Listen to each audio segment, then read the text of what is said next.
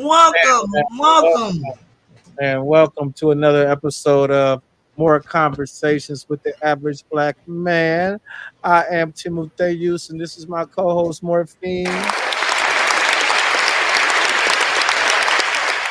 And today we want to, get into some, a good topic of conversation. We want to discuss the top social movements and issues that have changed the society within the last 20 years. From Yes. Black Lives Matter to LGBT rights to the Me Too movement, the effects of social media on our society, that type of stuff. Right. How you feel about it, Morphine?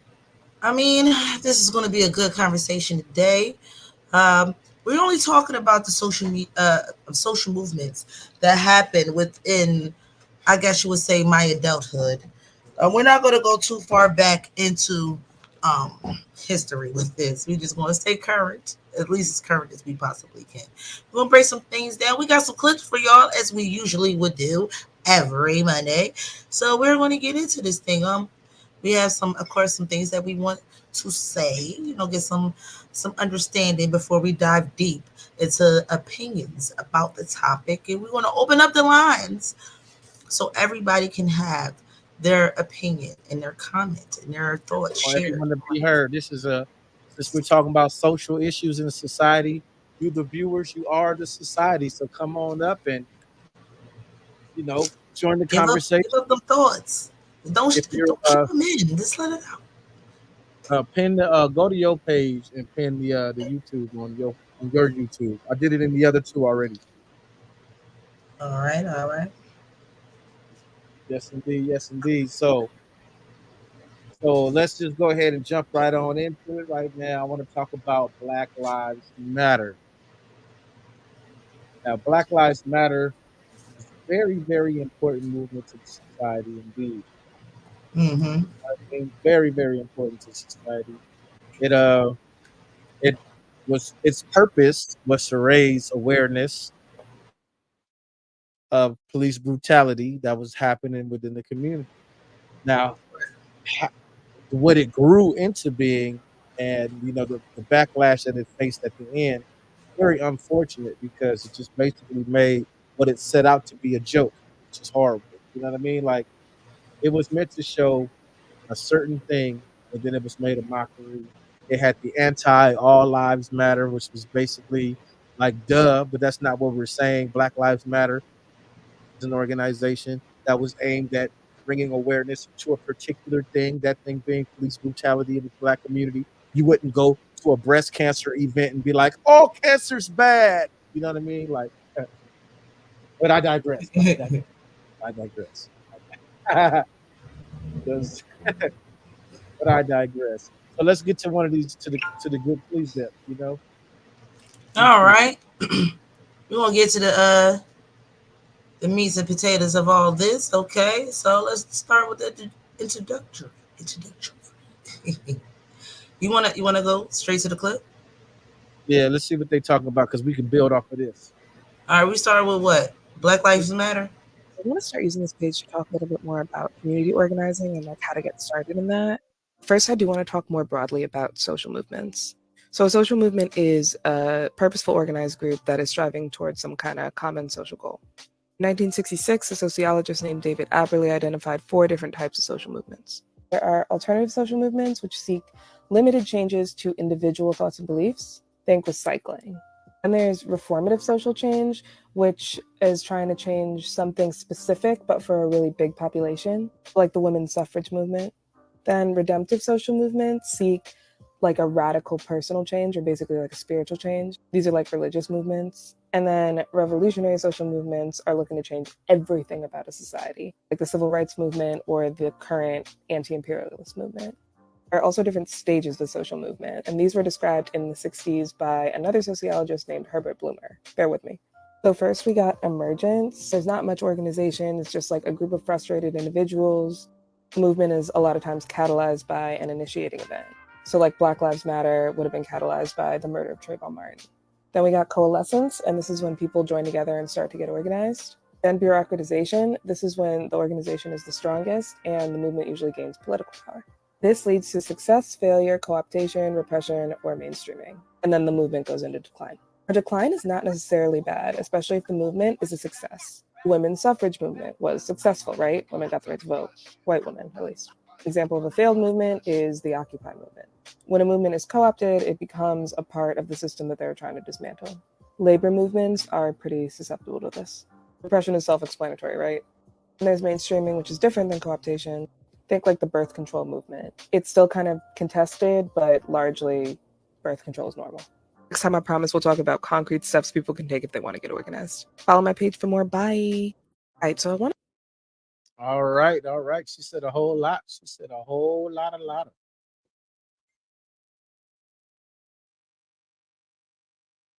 You on mute. You on mute. You on mute. If you talking, Where do we want to start off? Where the fact, because she broke down this thing all the way. Yeah, she broke it down all the way. It ain't nothing else to say. Listen, in our notes, I'm gonna go back to the notes.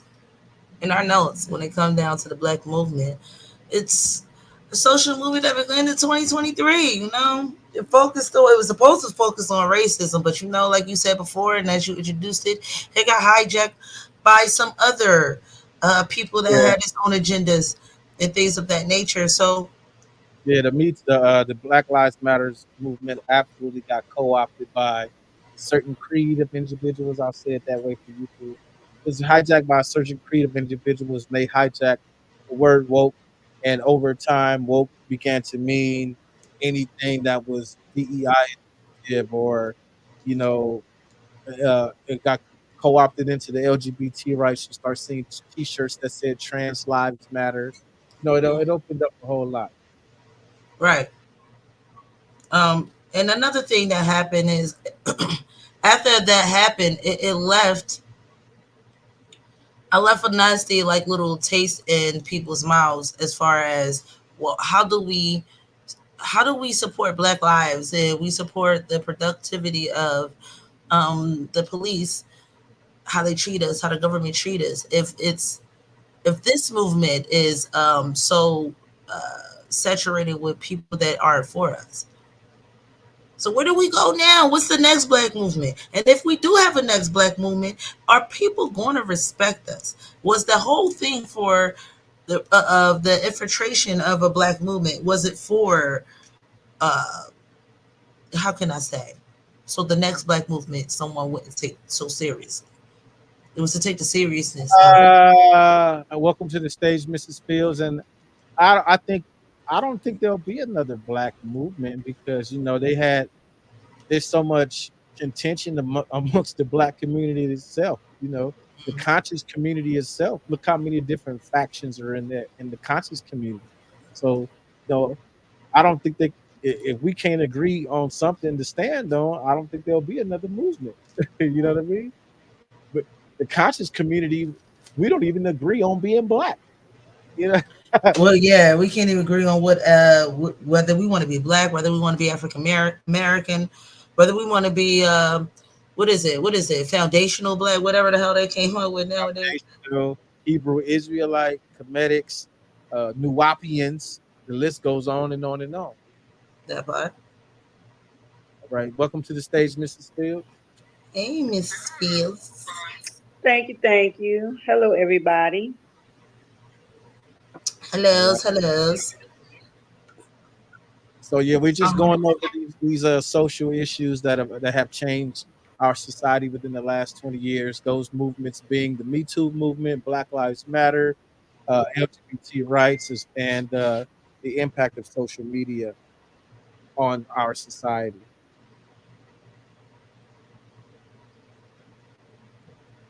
All right, I'm just let me listen for a minute because I just got out here and so I'm just yeah. Give me a second, y'all. No worries, no worries. I would like to say on the movements that affected us today with the Black Lives Matters movement. I think it affected us in a way where we was all coming together as Black people, but at the same time, um, they also is going to provoke other movements like the All Lives Matter movement that didn't really take off too far, as not as Well, it far was as a Black Lives. protest. That was a literal protest to the protest. Yeah, I there was a protest to the I protest. personally, this is my opinion. My opinion. Emphasis on my opinion. To me, all lives matter was racist. They tried. They were trying to say the Black Lives statement was racist. Black Lives Matter was racist, but that was just the name of the organization that was targeted at bringing awareness to police brutality in the Black community. You wouldn't go to a breast cancer event and say all cancer's bad. You know what I'm saying? You just wouldn't do that.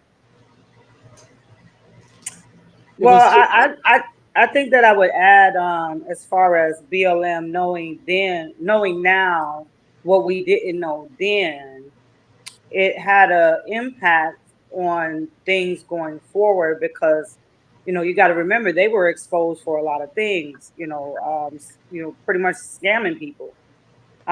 So now it's going to be less people trying to make a movement because there's always going to be that skepticism on, okay, is this really a real movement or is this another BLM movement where Right. they're just kind of channeling and funneling money from the people and not really doing anything. So when people do things like that, then it hurts further movements that could better the communities in our people. So I think that one was kind of fucked up.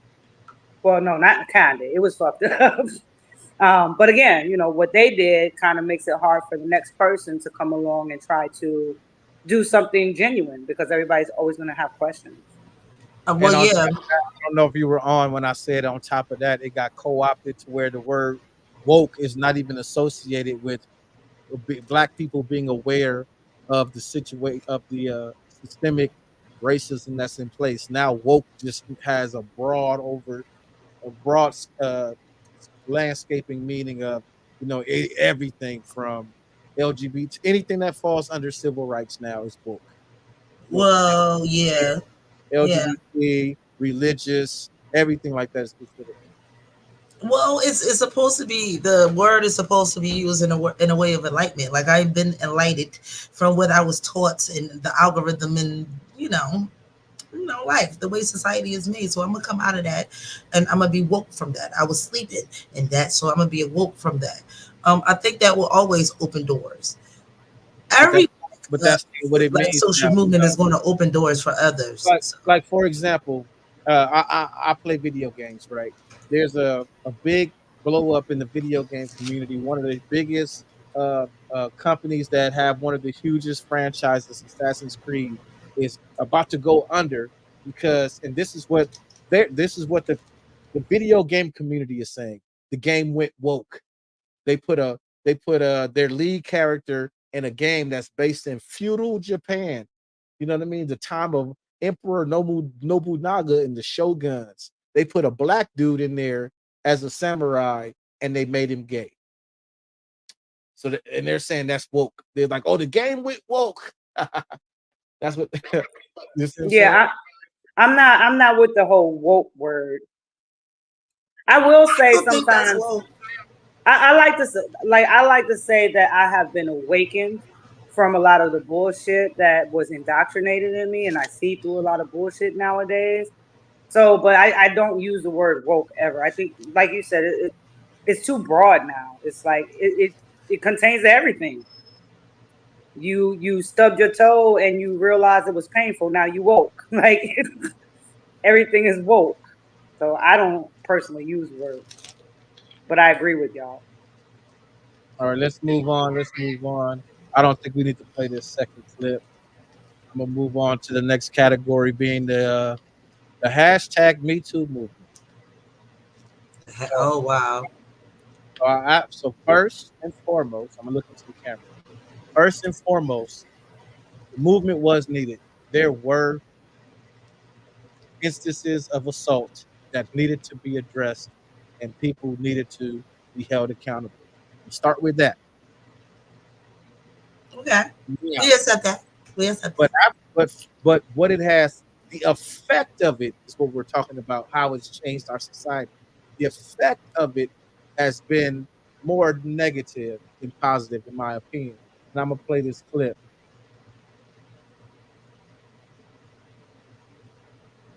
A paper came out recently that looked at the impact of the Me Too movement on academia, and it actually shows that post Me Too, women's productivity fell largely due to fewer collaborations with male researchers. It shows that this drop is most pronounced at universities where the perceived risk of sexual harassment accusations is highest. The actual findings comparing research before and after the movement are right here. And as you can see, after the Me Too movement, collaborations with male researchers inside the same institution fell to close to zero. The author points out that men feel like if they accidentally say the wrong thing, canceled or fired. She also notes that institutions that have clear policies on sexual harassment help reduce this perceived risk. This isn't just in academia. The paper also study which showed that 60% of male managers are uncomfortable participating in common activities with women due to the same concerns. And a curious finding of the study was that men make up for the loss in this collaboration by just collaborating more with other men, whereas women don't make up for it at all. The author concludes her findings by saying that Me Too was important for raising awareness, but it's also increasingly important for institutions to have really clear sexual harassment guidelines. He just said what I said. Yeah, I totally agree. I totally agree with that.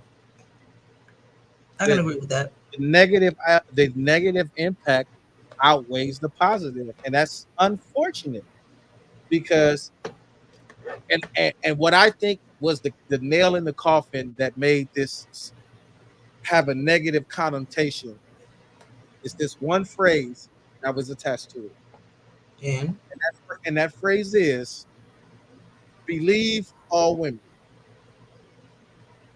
That was the nail. That was the most damaging thing I think that was attached to the Me Too movement because it gave an automatic guilty verdict to any man that was ever accused. The woman could be lying, but believe all women. If I said he did it, he did it. If I said he did it, he did it. Are you calling me a liar? You calling me a liar? Oh, you're telling me there's so many women that are victims of blah, blah, blah. You know what I'm saying? I think that was the most damaging part to it because it created a space like the man was saying right there to where it was affecting women in college and in businesses because men just opted out of working with women to avoid being falsely accused of anything. And I landed. I think the Me Too movement in the past 20 years have extended to more than just women. It might have started off like that, but it extended itself more than just the women. It extended itself to men as well, being victims of men. I think to always believe the victim or the accuser, it's not good on any sides, like whether it was grape or not grape. I think it's a wrong thing on both sides, but at the same time,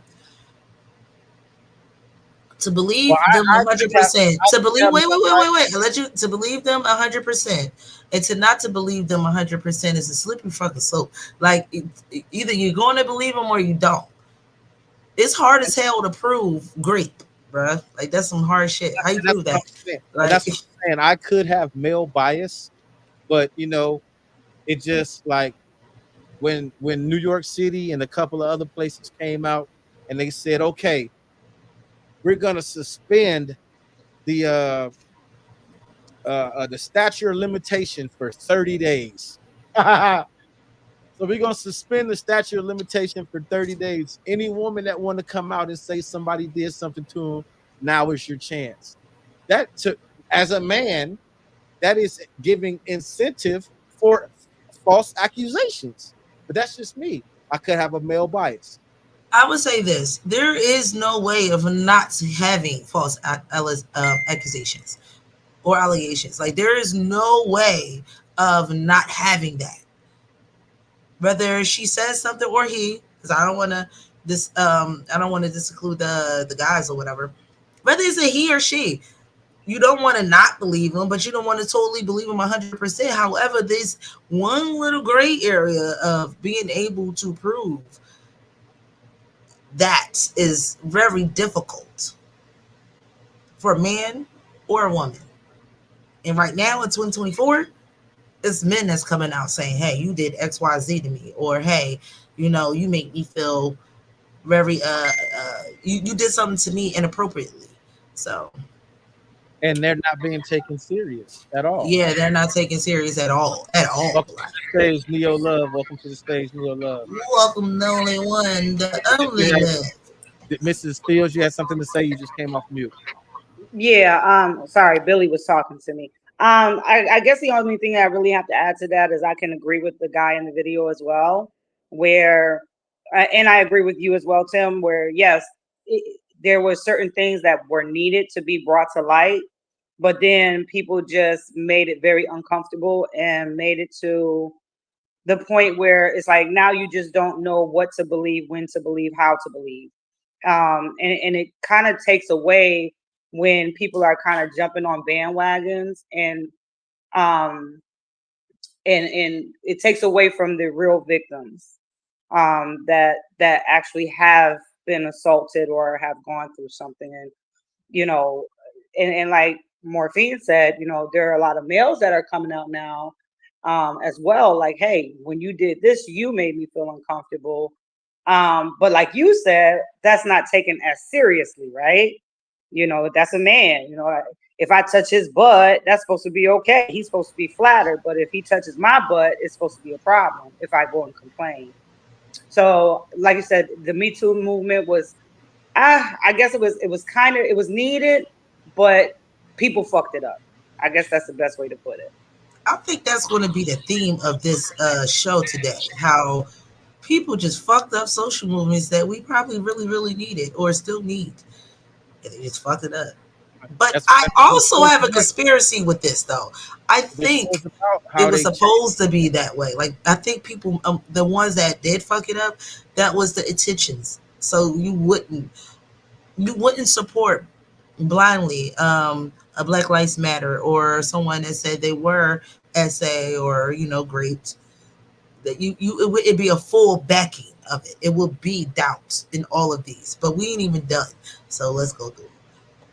All right, so want me to play the other clip?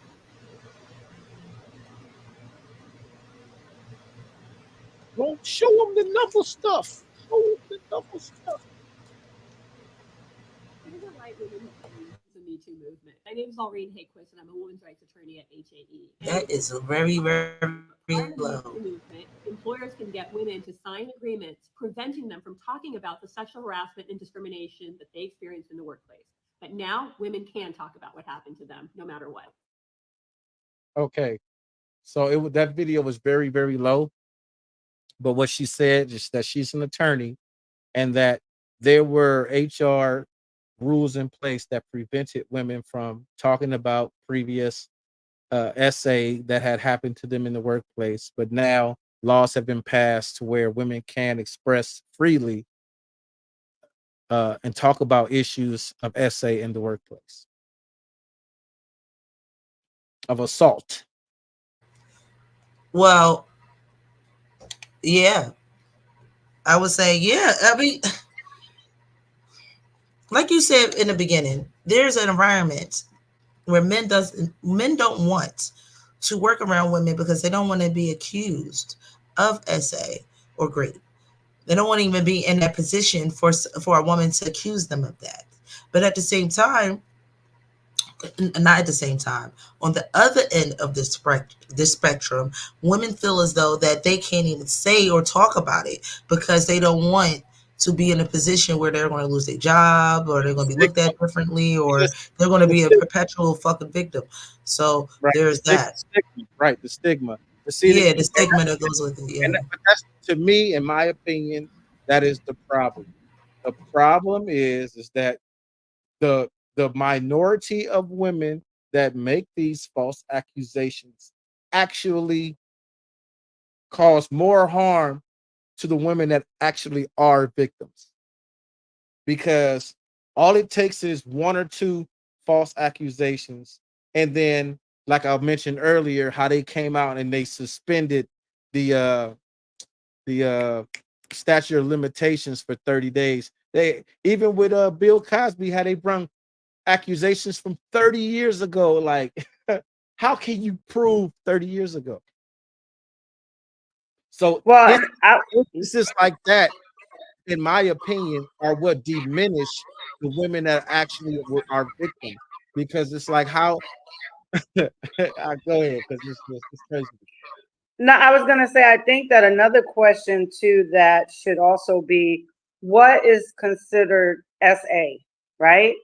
Because nowadays a woman can go to HR and just because he flirted with her and she's, maybe turned him down before and he's being nice to her, like, hey, your dress is pretty today. And now she's in HR, like, I told him to stop talking to me and trying to make advances at me. And they'll consider that probably, I guess it wouldn't be SA. It would just be like more like sexual harassment, which kind of falls into the same place when you come into, thinking about the workplace.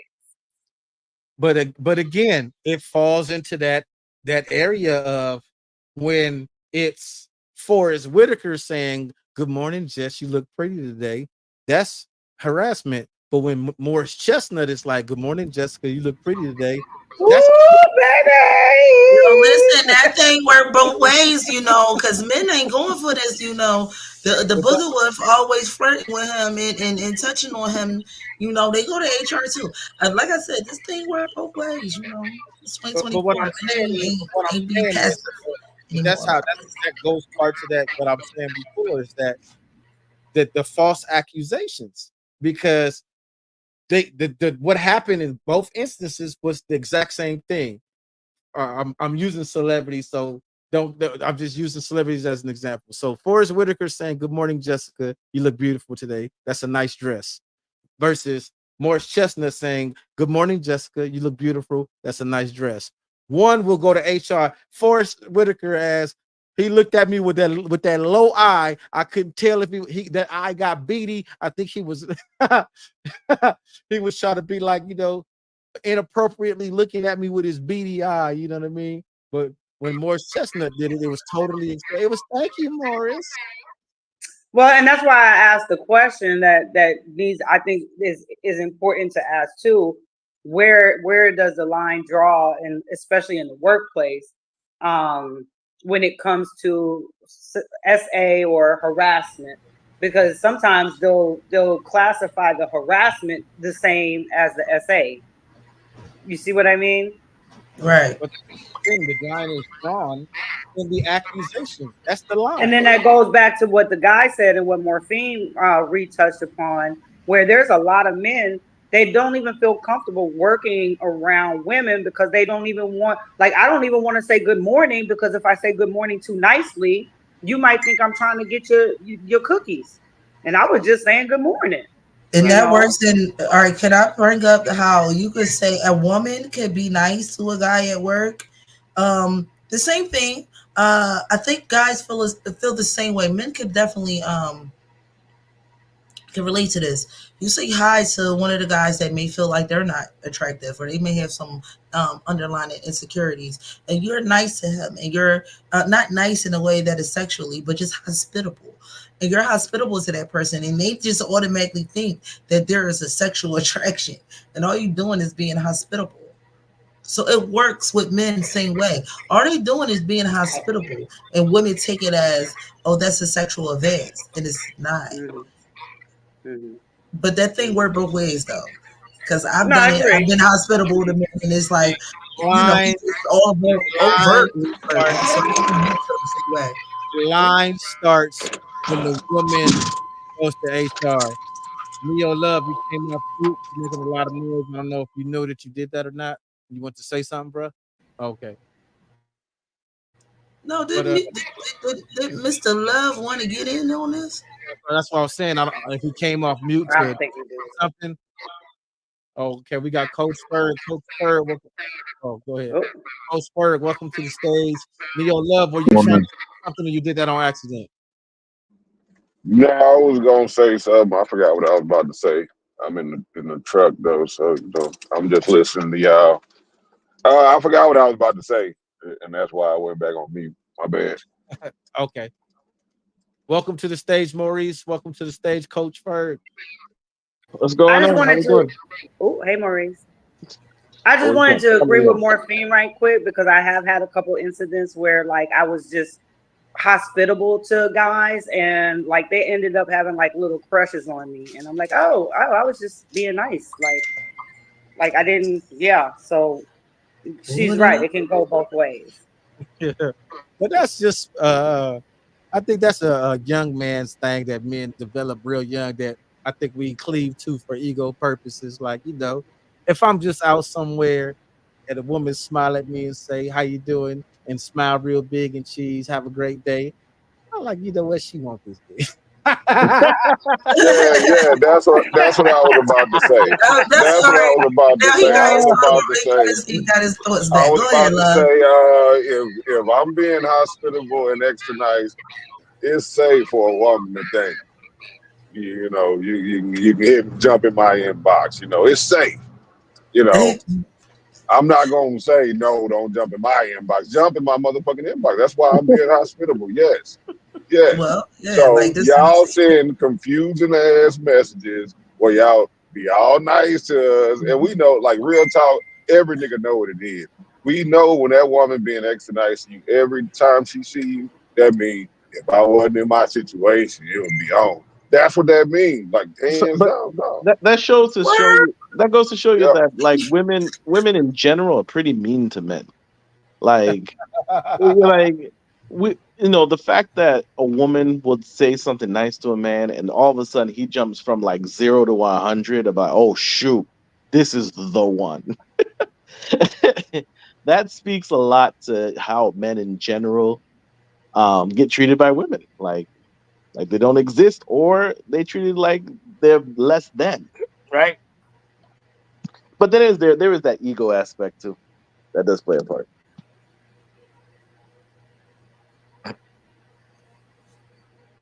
Yeah, I Anybody else? gotta cross my arms on this because all a person want to do is just say, "Good morning, how was your day?" That doesn't mean that I want to screw you. Well, you're speaking about your individual situation because I'm you No, have with to remember. Morphine on that Miss one. Fields actually agreed, and I'm sure there's other women that will agree. Just because I speak on something doesn't mean it's individual. Definitely, if you're Hell speaking No, no. for no, There's I'm, a most I'm, women, difference like I'm, between ex- I'm, speak. ex- There's a I I'm, ex- mean, difference I'm, ex- between speaking. I'm explaining like you're like a piece in the whole like macrocosm of what's going on with that man, right? So if you're nice to that man, there's a whole microcosm, that whole microcosm, macrocosm that's going on with that man, and Hold on, then hold on. I'm sorry to cut you off, but this is what we're talking about right now. This is exactly what we're talking about. I like your hair. Appreciate you. I like your smile too. Thank you. You welcome. Bro, they out here right now, bro. Shorty just tried to eat me up. Bro, shut all that. you're right. Damn. But I got my if I knock it down, you feel There me? you Come go. on, Like, bro. You gonna one knock me down, bro. Everybody gonna one knock me down. I ain't no thought, you feel me? I ain't about to have all them running the train. I'm knocking me down. Back to back to back to back to back.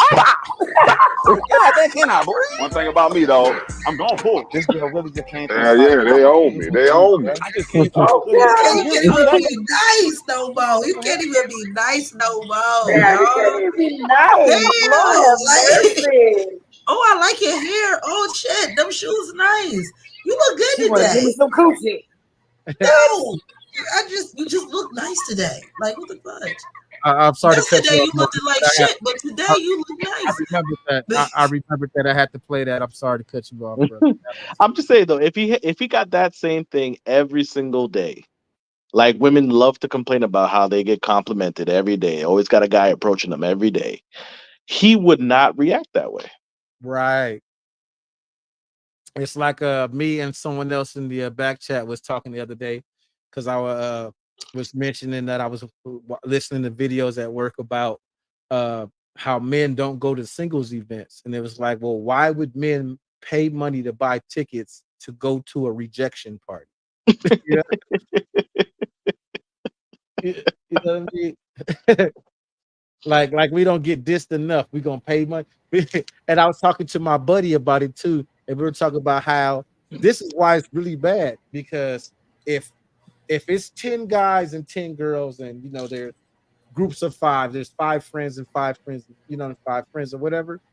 if one guy talks to a girl in a group of 5 friends, and that girl says no, if he tries to talk to her friend, she's like, well, you just tried to talk to my friend. Why you gonna talk to me? So now he talked to one girl, she shot him down, and that made all 5 of them out of the picture now. Homeboy screwed up, man. When you approach a group of any group of girls, man, you talk to them all. You gotta scout. You gotta scout it. You gotta be You talk to scouting them Damn before. all at the right. same See, time. You gotta know where Maurice your know the prey is. procedure. Yeah, Man, yeah, you gotta because know your target. You gotta pick your target wisely. women have that beehive mentality, man. They all in one mind. So you gotta make sure they all kind of approve of you first, and then you pull one shorty aside, and then you have that conversation. Anyone watching want to come to the panel, just click the link in the comments and we'll bring you onto the Oh stage. my God. The link is in the How y'all comments. doing today? All How right, you Trey. doing, How you Coach? doing, Coach Ford? Oh man, how y'all doing? What's up now? I've been listening to the first part. I'm gonna answer to say something regarding the first part.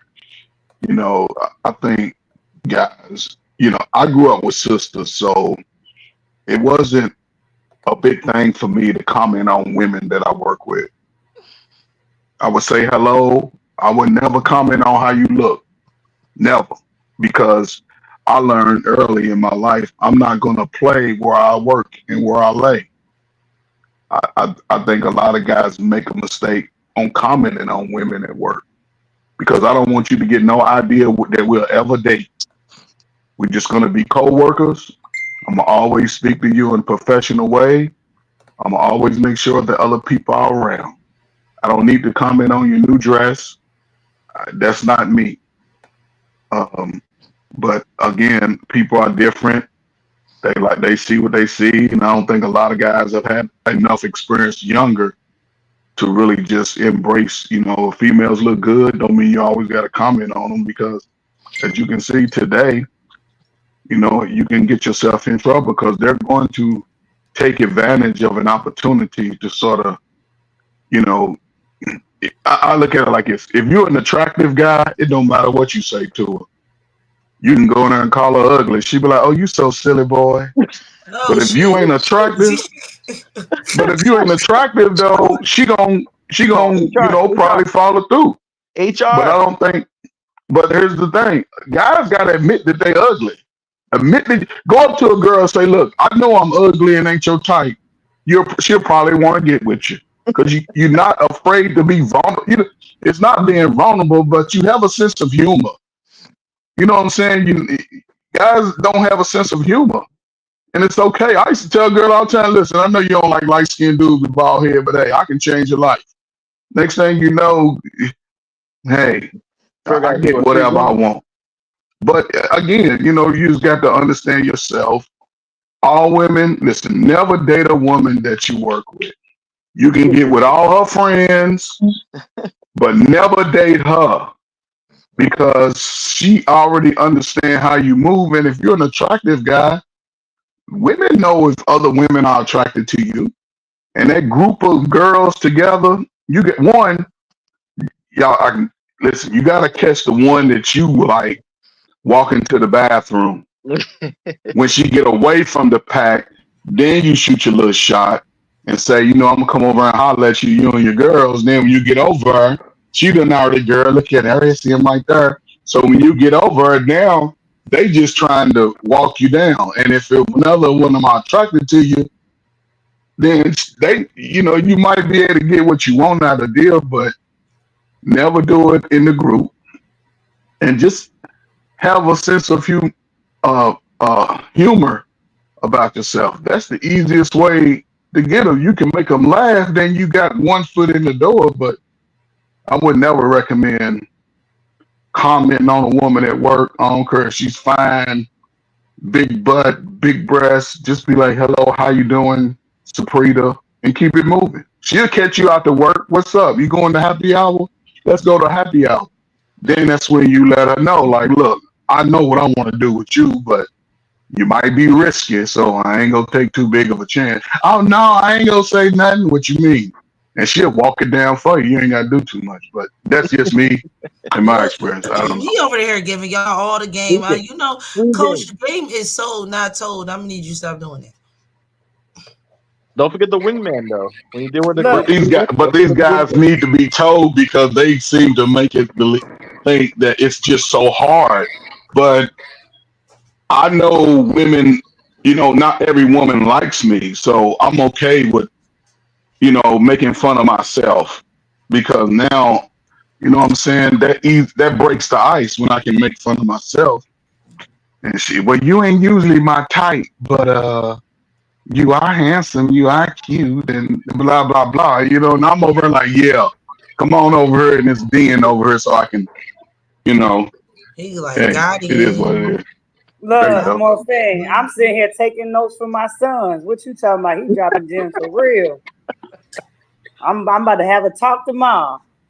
Look, he over here telling game that is sold to people. Shit, we Right. can be making M's off of this, Coach. What's wrong with you? It's like, no. But listen, that's some good advice. That's exactly what needs to be done. And then you know that women, if they see a group of guys, they will wait till you break and do the same shit. They go, if they try to shoot their shot, they're not going to shoot their shot and amongst a group of men. They're going to wait till y'all break. He goes to the bathroom, he goes to the bar, whatever. And they'll be like, hey, so spark up some, like she said, I like your such and such. Damn, that's that. I'm like, that's how women make the first attack. We started talking about what we like about you. Yeah, I was gonna say we might not be like, hey, what's up? What you doing? You wanna go hang out? But we'll be like, hey, yeah, I saw what you did today in that meeting. Right. That's Oh, a them nice shoes shoes is you fly. got on. I like that. Like, So I like your I vibe. totally agree with that video. I totally agree with that video. That woman was really like, like telling him he can get it unless she has a boyfriend. But even if she Why has do a you boyfriend, sound like you she's got auto telling him tune? that she is attracted to him. She wasn't, so he wasn't lying. I heard what you said. He do sound like he got Goddamn, all. like like that shit meant something. That wasn't how she just talked to everybody. Is she That over there don't over mean complimenting everybody, or is she really saying, okay, that's like I said, women do that. Like if we like you, we will love bomb you, I guess. If that's what that is, then I guess we'll love bomb. But we're not like And straight also, up doing what Coach said. no, but it's tone of voice too. I think, I don't think guys practice the speaking from their diaphragm and knowing their tone because that tone of voice resonates through a woman's head and mind, and they're like, it's your voice. It's just something, listen, and this is about, I'm gonna be quick. I worked in education. Every day I would dress up. Every day I'm going into a professional setting. And when I would meet women, they would look at me and be like, you don't seem like you professional, but you are, because I could speak to them professional and I can speak to them slang and on the street level, but I always spoke with my voice, and I always held my chest up, not stuck my chest out, but I stand tall. If guys learn how to stand tall, stop standing with the cheerleading feet, where everybody stand with their feet slew-footed. To me, that's how women stood when I was a kid. So, man, it's about posture. It's about confidence. You look her in the eye, introduce yourself, say your name, stay away from sex, and I don't know. No. I mean, everything you're saying is exactly what it is. Because I remember you said like, some of these cats out here complaining about how it's hard. I mean, it's not. They don't actually believe it's hard. The reality is they're trying to make excuses for their cowardice, right? They're not. They're scared. It's not hard. What needs to be done? Because having a conversation with somebody else, whether they're male or female, is not hard. They've done it before, so it's not hard. But there's a certain level of cowardice in approaching and actually putting themselves out there, like they're actually interested in you, and that person may not be interested in you back. But is that cowardness or is that That's maybe more cowardice. fear of rejection? That's the same thing. Period. What's the difference? Well, I mean, No. but no, I think there's a slight difference. I think that the Yeah. cowardness comes from the fear of rejection. Like, I really like this woman. I want to tell her she's beautiful and that I'm attracted to her and that I would love to take her out. But maybe I'm not, 6'2". Maybe I'm not, the CEO, and maybe I'm not attractive, All right, per standards. So then it comes to more of a fear of rejection versus cowardice. No, let's define cowardice. Cowardice is Exactly. like directly. I agree with it. Before you go, I agree with it. I agree with what she's saying. That's not necessarily cowardice. Explain my point. We just got through talking about like the shit that can go on at work. That shit can go on anywhere. That sexual harassment charge, that can go anywhere. You know what I'm saying? It's a different day, a different age, and the stakes have been raised. It's no longer just, oh, the worst that could happen is no, there's a lot worse that can happen now. Then she could be recording you and put you on social media, fuck your game all the way up. Everybody in the city, like, that's the nigga that got shot down by this bitch. Like, this shit could really follow you around. Like, it's a different time. The stakes have been raised. Women are also less approachable. That is facts. All right, That's not in somebody's mind. That's really what it is. Women, when people say it's hard to approach women, that's what they mean. No, I don't care who you talking about, bro. I don't care who you said it's not hard to you. You said it's not hard. So how the hell you got an opinion on it and can say that's not what they're talking about when you're not the one talking about it? You say it's not hard. Listen to what I'm saying. You're one of the ones that's saying it's not hard. I'm talking about the ones that are saying it's hard. You cannot then speak on what they mean by that. That's disingenuous and dismissive. I'm telling you what they mean because I'm one of them niggas that would say that. So I'm telling I can speak on it. I have more right to speak on it than you do. So I'm speaking on it. I'm telling you that's what the fuck they mean. These women are less approachable than they were back in the day. That's what they mean. You're right. And it's still cowards because it's not hard.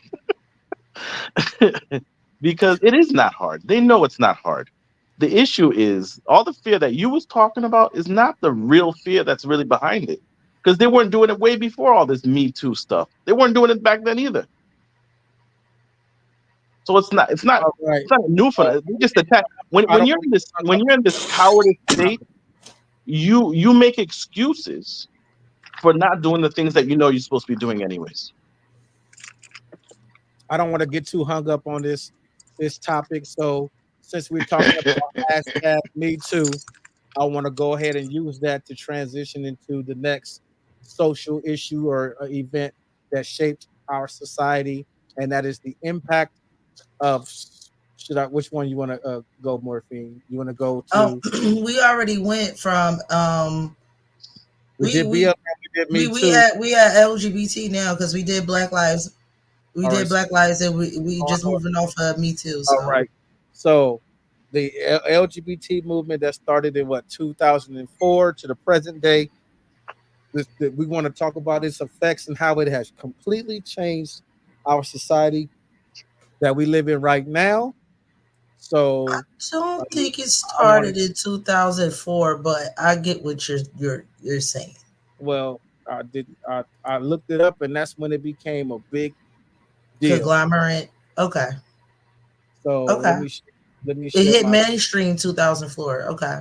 Right. Let me share my screen and play this clip. This clip is talking about the effects that it has had on society. You know what I mean? So these are a group of heterosexual men talking about how the movement has affected them. This is another thing I want to address too, because it seems like there's a lot of homophobic rhetoric that goes on with Black women, and nobody in the LGBT ever holds Black women accountable. We don't have women on the show say, "Oh, because black women and LGBT, we have this alliance or whatever the case is. But a lot of the rhetoric that black women say towards black men is very homophobic, and nobody calls them out for that. So you could openly just say, well, y'all gay, this, that, and the third, even though they not gay. And y'all swear every black man is secretly gay, which is not a fact. There's no data to prove that. Just because a man doesn't automatically see you and want to spend money on you, then, oh, he must be gay. All right. Right out the gate. Yeah, I think homophobic's the wrong word. I just think like it's another shame tactic that women tend to use. I was about to say that. I'm like, I don't think that's homophobia. I think that's a shame tactic to use to trigger you because you might be homophobic. Well, it's both. It's both. But she used the statement in itself was homophobic. Okay. Because homophobic people, you know, that's I don't like that name because I'm not scared of no faggots, but homophobic people will often insult gay people, use "you're gay" and shit like that. That's a So whether that woman is truly homophobic or not, she used the statement, which is a homophobic statement, in a homophobic manner to try to shame this guy who she knew wasn't gay. Yeah. I think it could work. Gay. Oh God, who is that? What's going on? G at me, get at me, gang. Welcome to the panel. What it do? All right. We're just talking about social issues that have changed our society that we live in the last 20 years. We've already covered Black Lives Matter. We already covered hashtag Me Too movement. We're just now getting to the LGBT movement and how it has changed the society and how we interact now with individuals because of the movement. I want to play these two political clips. I have one from Kamala and I have one from Trump. So if you guys will bear with me, who you want to flip a coin? Who you want to hear? I want to hear Kamala first, and then we're gonna do Trump. Let's go. That's how we do it, ladies first. Yes, let's get it.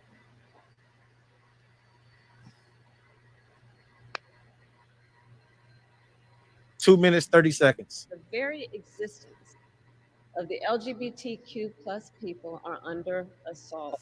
Where does Kamala Harris rights? In 2004, while serving as district attorney in San Francisco, Harris conducted marriages for same-sex couples after it was legalized in the city. I'll never forget pulling up to see all the families of every configuration and just pure joy, pure happiness. It was such a special moment, and it was all about love. In 2010, Harris became Attorney General in California and played a key role in restoring marriage equality by campaigning heavily against Proposition 8. My opponent said he would defend Prop 8, which would have banned same-sex marriage, and I said I would not defend it. And I got a call. The plaintiffs have asked that you would be the person to perform their marriage. And I was like, are you kidding me? Of course. By virtue of the power and authority vested in me by the state of California, I now declare you spouses for life. She also successfully advocated for the gay and transgender panic defense to be outlawed in California, a legal strategy used to claim that a perpetrator was panicked into committing a violent crime due to an unwanted advance from a gay or trans person. Since becoming vice president in the Biden-Harris administration in 2020, Kamala has continued to be a vocal advocate for LGBTQ+ rights. In states across our nation, extremists, so-called leaders, Pause. fan claims of hate. You gotta pause that. It's too long. But there ain't no music playing in the background. Still. This is a TikTok.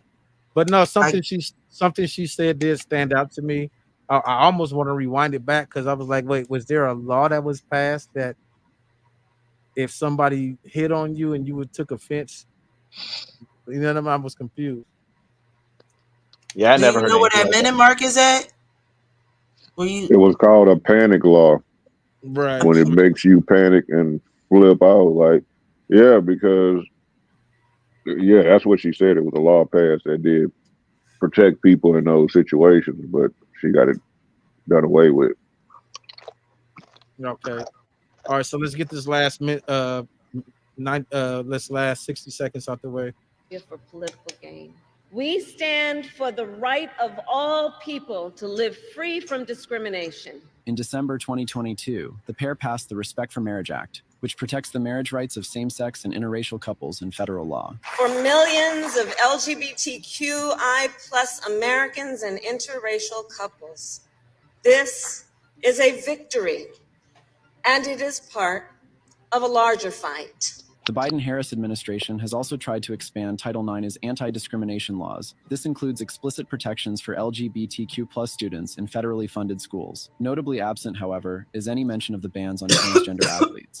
On Sunday, 21st July, after announcing that he is standing down as the Democrat nominee in the upcoming election, President Biden publicly endorsed Kamala Harris. Several human rights groups and celebrities have voiced their support for the VP, including Charlie XCX, who posted on X that Kamala is brat. The new presidential candidate for the Democrat Party will be chosen at the Democratic National Convention. All right, that's we don't even need none of that no more. How we feel about that before we move on to Trump? I don't like the fact they like to mix in LGBT with black discrimination issue. Interracial couples. Yeah, like it's the same thing. It's not, because it all falls under the Civil Rights Act. I had mentioned that earlier in the show. I was about to say that. We covered BLM. It's like, the BLM kind of helped. Well, I won't say help, but we noticed an amalgamation of the movements. You start seeing Trans Lives Matter shirts and stuff like that. Black Trans Lives Matter. So it was like an amalgamation of the movements that happened. it happens with everything. There's that Compton shirt that everybody co-ops. There's that the Black Lives Matter thing that people co-op. There's orange is the new black. They tend to co-opt the black movement and structure for other social and cultural movements. Yep, I agree. I have a question.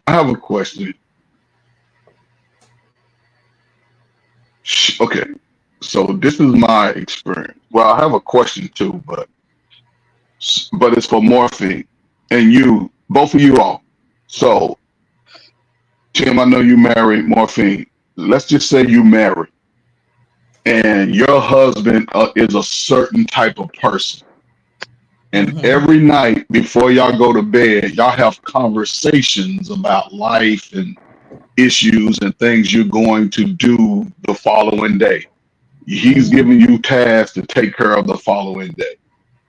And then the next day comes. Are you going to follow up on those tasks that you and your husband discussed? Yes. Okay. So I asked you that, and Tumultuous, I assume that, like myself and you, we have conversations with our spouses and we have things that we need to accomplish and we expect them to follow it. So I think people don't understand this. One, she's married to a white JEWS. So she's going to say whatever, but she's going to follow his plan. She's going to follow his plan. His plan is what it is. His plan is what it is. It's not going to change. I said I never thought about that power dynamic of him being the head of the household. I saw somebody else say that too. So this isn't the first time I heard it. Yeah, and that's what it is, because in our communities we talk about the man being the leader in the head. Well, he is the leader in the head. She married a baby daddy with no problems. She's following everything under his authority. And she has no children, and he did. Exactly. Right. And he has two. Word? We can't. Those are his kids, not hers. What? Yeah. Yes. Yeah, you didn't know that? Yeah, Those are his following this thing like that.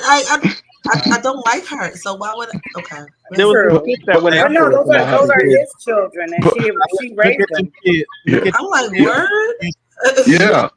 Hey, look at the kids look like Blanket in Paris, and Blanket nothing to do with Michael Jackson. Yeah, but see, I say that.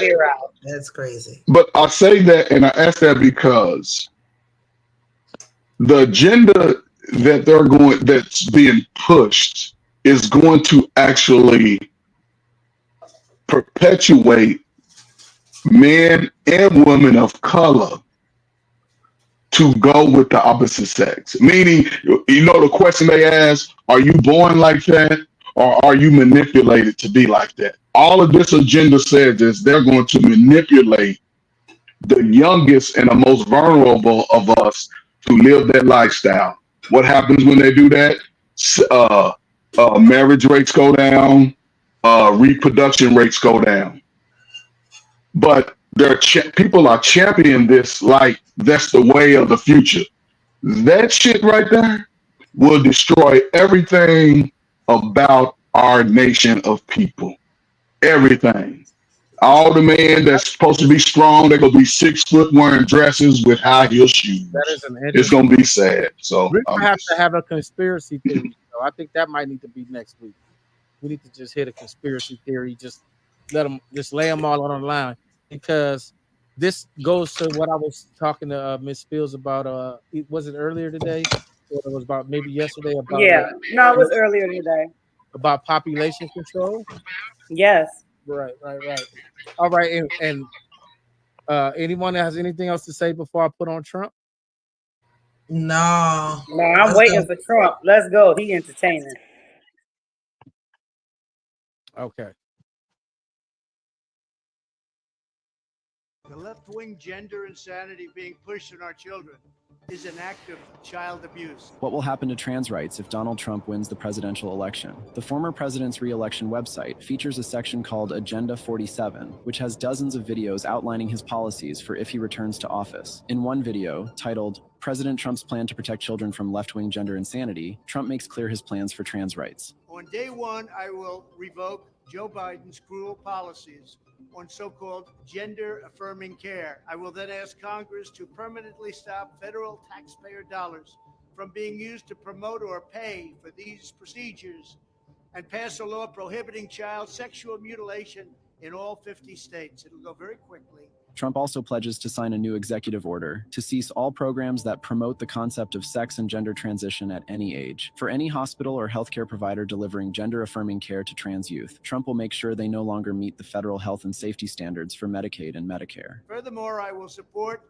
the creation of a private right of action for victims to sue doctors who have unforgivably performed these procedures on minor children. Copyright. So we're just gonna be quiet. Copyright. No, I'm just we gotta pause for a second. Sound like Trump the nigga. Sound like Trump the nigga to me. I have a question.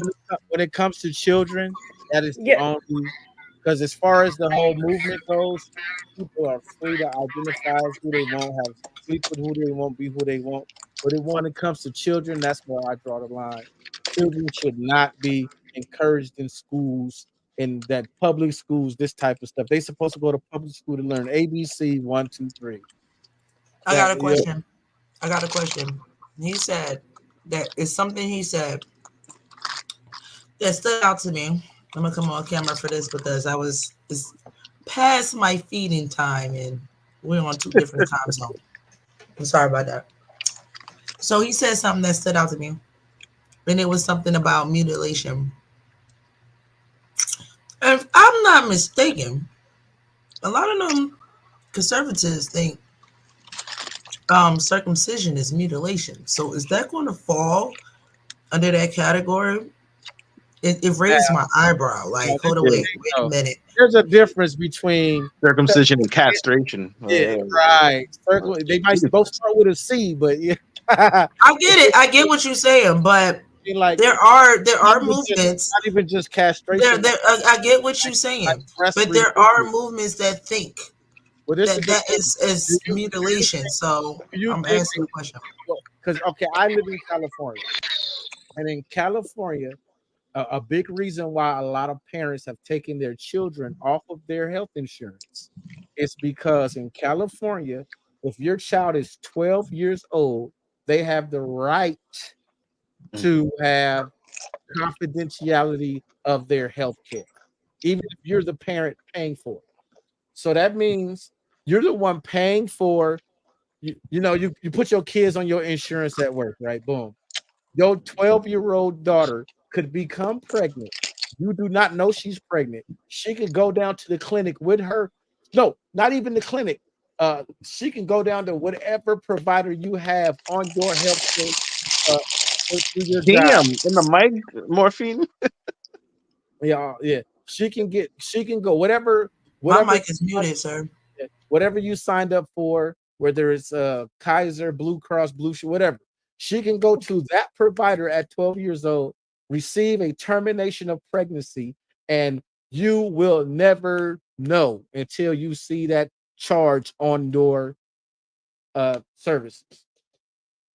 And if you call and say, hey, what's this? Oh, your daughter came and got something done. Well, what does she get done? I don't have the right. That is patient doctor confidentiality. I can't tell you what your 12-year-old daughter had done in this hospital that you paid for her health insurance. Well, And it's that's 14, but no, yeah. I'm talking about California. It's 12. California is 12. And Yeah, every Pennsylvania is 14. I don't every state is different. I'm not against that law though. I ain't gonna lie. I'm not. Yeah, You're not? No, Trump slammed it for me. I have a problem. Sounds solid to me too. I have a problem if I'm paying for my child's medical insurance and my child is absolutely under the law a minor. And as a minor, the law says that minors cannot make decisions for themselves without the consent or knowing of a parent or guardian. But yet, when it comes to this, it supersedes it.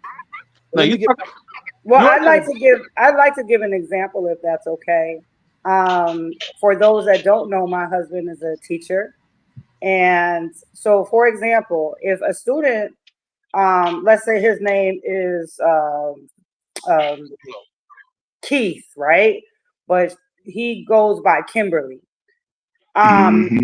If he calls him Keith on accident, right? For one, if the kid wants to make a big fuss about it, he can go to the office and say he didn't call me by my correct name, or he misgendered me, or whatever. Dead name. But also on top of that, like, let's say, and he's told me this. He says, he had one student. I don't remember the name, so we'll stick with Keith and Kimberly.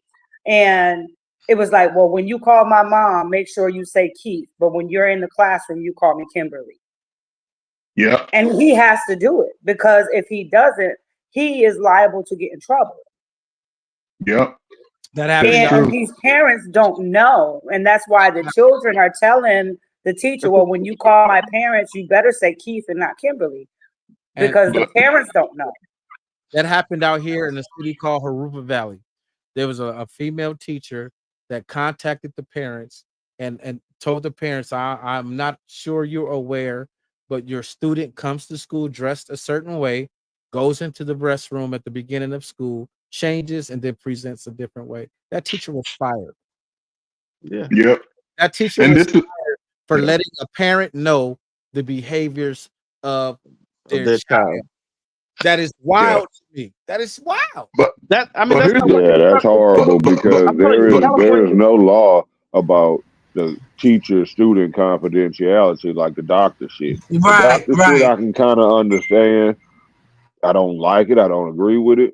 It should, if they're a minor, they should have to alert the parents of anything. But here's the problem I have with it. But on that one, hold on. But on that one, that's the school. There is no law saying that the teacher has any confidentiality, anything with the student. There's too many kids getting essayed and everything else. Why the fuck is there any confidentiality between the teacher and my student?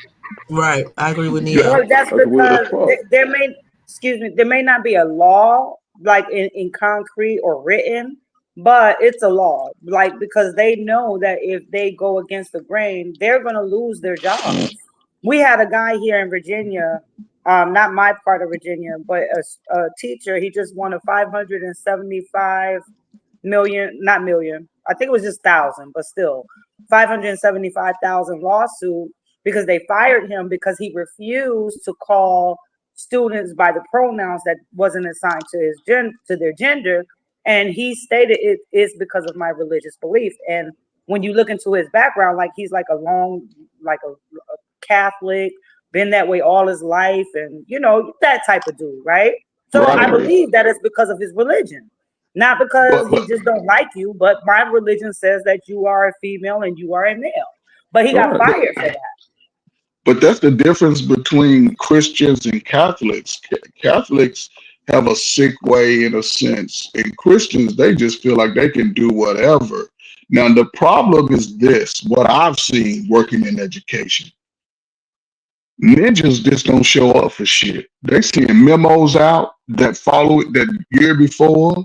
They put it on the school website. A lot of ninjas don't even know the password to the student portal. A lot of ninjas just talk shit from my experience. They put all of this information on the school portal saying this is what's going to happen. And ninjas don't show up. They complain after the fact.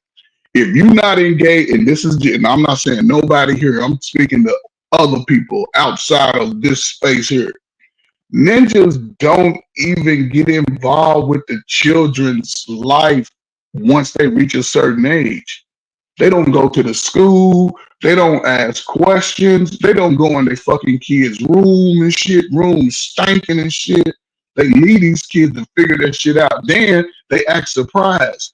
I don't know why he like that. But you let your brother dig in his booty all his life as a kid. You just left him over people's houses and a lot of this shit is perpetuated. It was considered a mental illness until the late 60s.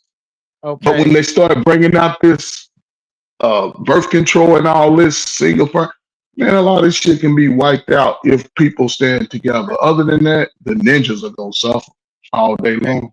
So let me pull up I got the law pulled up. So the law that protects students against sexual identity in high schools in the United States is primarily covered under Title 9 of the Education Amendment of 1972. Title 9 prohibits sex-based discrimination in any school or educational program that receives federal funding.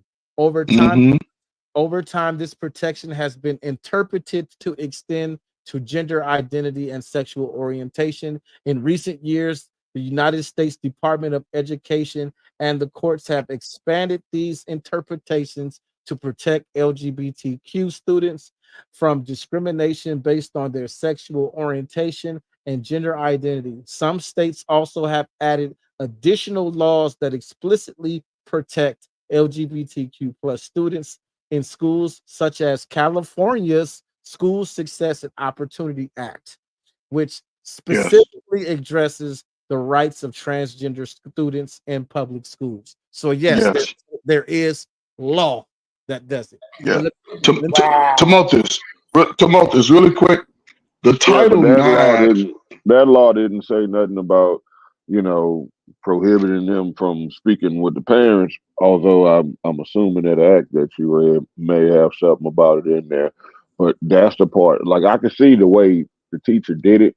Like, do you know your teacher is a drag queen? Yeah. Okay, I can see that. But if I call your house and I say, okay, Casey or Keisha, whatever the fuck the kid's name was, and you like, who is that? That's what your kid goes by. I should not be fired for calling them the name that I have to call. If I have to call them this, you can't say, well, you got to call them this, but if you call a house, you got to call them this. Like, that's weird. Which one do I got to call this little motherfucker? Look, Neil, hold on, Neil. I can tell you, my husband showed me his roll book one time because he wanted to point it out to me. And before, all of this blew up, you would just see names.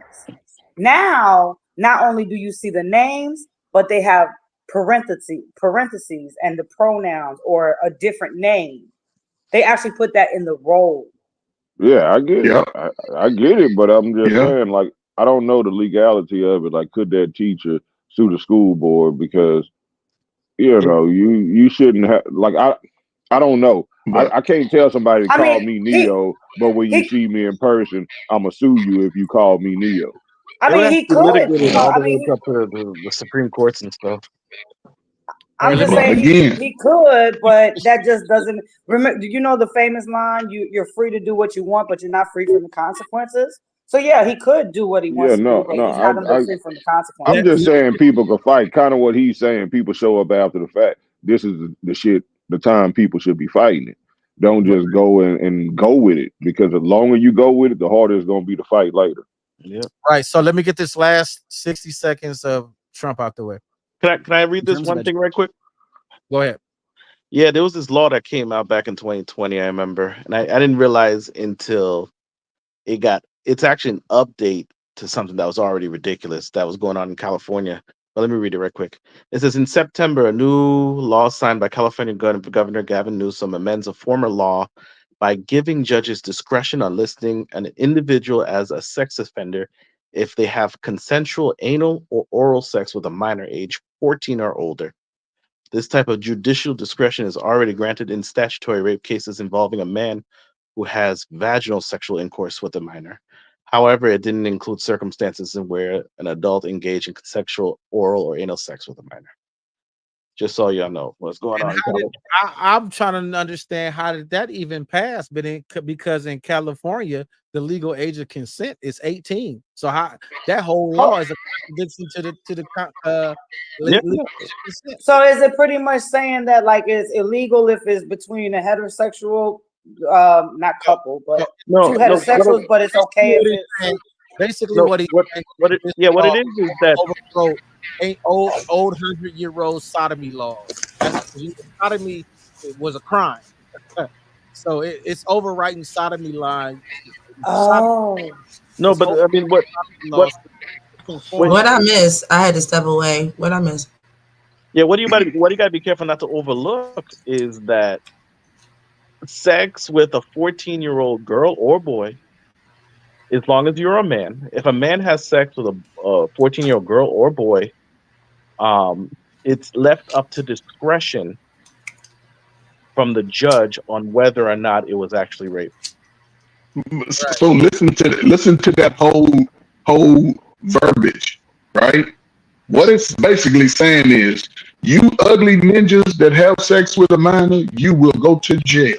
But these ugly ass white men that have sex with a minor, we're gonna pat them on their back, tell them not do it again. That's all it is. Yep. The law is going to be manipulated based on the color of your skin, point blank. Makes sense. But again, as a man, you don't put yourself in that situation with a minor. If it ain't your slow ass kid, you make sure you have another adult of the same sex of that kid in the room with you when you speaking to them. You don't go into no room, no office, no bathroom without and if you do have to go to the bathroom, you leave the door open to the outside. You don't shut no doors. I'm sorry. Yeah, your sound is choppy, but I just want to get this I'm sorry. last 45 seconds out the way. Education, President Trump will introduce severe consequences for any teacher or school that suggests a child could be experiencing gender dysphoria. We will promote positive education about the nuclear family, the roles of mothers and fathers, and celebrating rather than erasing the things that make men and women different and unique. Finally, if Trump wins the presidential election in November, he will ask Congress to pass 3 bills that establish that. 1. The only genders recognized by the U.S. government are male and female, and they are assigned at birth. 2. Title IX prohibits men from participating in women's sports. In other words, banning all trans women from competing. 3. Parents must give consent in order for their child to change their gender identity. No serious country should be telling its children that they were born with the wrong gender, a concept that was never heard of in all of human history. Nobody's ever heard of this, what's happening today. It was all when the radical left invented it just a few years ago. Under my leadership, this madness will end. Thank you very much. They said base. That nigga said, thank I you don't very much. disagree with that though. I would Under say my that. leadership, What's this some of madness it? will end. Thank you very much. I feel like he lying. Like, don't get me wrong, but like, as a Christian, if you're going off what these people saying, he's saying the Christian thing. He's saying No, what? he's not. Yes, he is. No, he's not. Yes, he Trump, is. Trump, He's doing something about it. the Christian voice is saying, What I'm he's sorry. saying? Kamala What was supporting the LGBTQ. Trump was against it. I've heard both of the videos. I see what Kamala's stance is on it. She's supporting this shit and supporting all this craziness. Trump Can I is saying point it's gonna something? stop. Can I point But something here, out? Before anybody says, go ahead. Trump is pulling on a trigger for America, and Camilla is pulling on a trigger for America, but it's two different Right. spectrums. Trump is pulling on the kids, and Camilla is pulling on the adults. So I don't think you can say, "Oh, she's for." Kids getting fucking mutilated at 14, 15, wanting to cut their No, little that's not what titties. I'm saying. I don't, okay. Yeah, no, Well, that's not what no, I'm saying. I'm but saying her laws her laws were pro would allow it. LGBTQ, and it's Exactly. She probably was gonna getting allow it. But I'm not There's trying to say. isn't there? I'm not. What I'm saying is, I'm not trying to say that she's pro kids getting all this shit done. I'm not saying she's against it, but her laws are not going to stop it. She's promoting. She's trying to help the LGBT community. Trump is trying to slow their fucking progress down because they're doing too much. That's what I'm hearing from both of them. But you Is have Trump to. gonna actually go through with what he's saying? Probably not. But here's the thing: if you listen to him, he didn't say adult people can't do what they want to do. He's focused on kids. Yeah, that's what I was That's saying. all he Like ever he's said. focused on Youth, children. kids, But- children. Like once you get old enough and you can do whatever you want to do, hey, that's on you. But just make sure you pay for it your damn Right. self. Because I don't want to pay for it, and the taxpayer shouldn't have to pay for it. But at the same That's time, what we he shouldn't said. be indoctrinating our children in that. I mean, I've made this example many times before. Monica wants to be a mermaid, like a real life mermaid, right? Am I supposed to go chop her legs off and get her a fin and put her in the water because she thinks she's a mermaid? No, she's 4.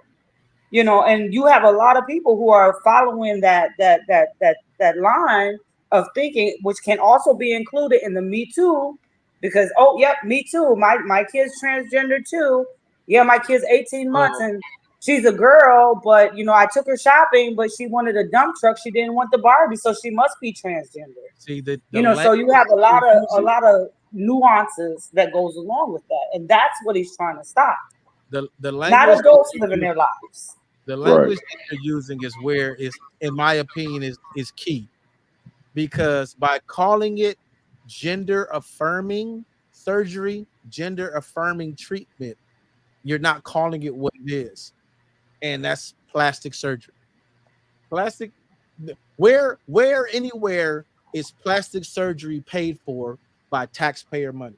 Where can someone say, I have low self-esteem, I'm a size A cup, I get picked on my I need bigger boobs so I can fill it, and the government I need pays that. for it. I need that reform That right doesn't make now. I would like No, that. you don't. Tim, No, you don't. No, you don't. No, you don't.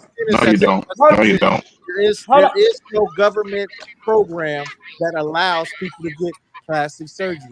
If you Okay, want but Tim- plastic surgery, which is an elective surgery, you have to pay for it yourself. So Tim, then- real quick, because I know that you're quick with your fingertips there on your computer. Isn't there an inmate right now that Kamala? Well, I'll just say this administration. I'm not gonna point fingers, but he's about to get a transition to a female. He's in prison, and guess who's gonna pay for it? Taxpayer dollars are gonna pay for it. And if I'm not mistaken, I'm gonna say she, because I don't want to be wrong.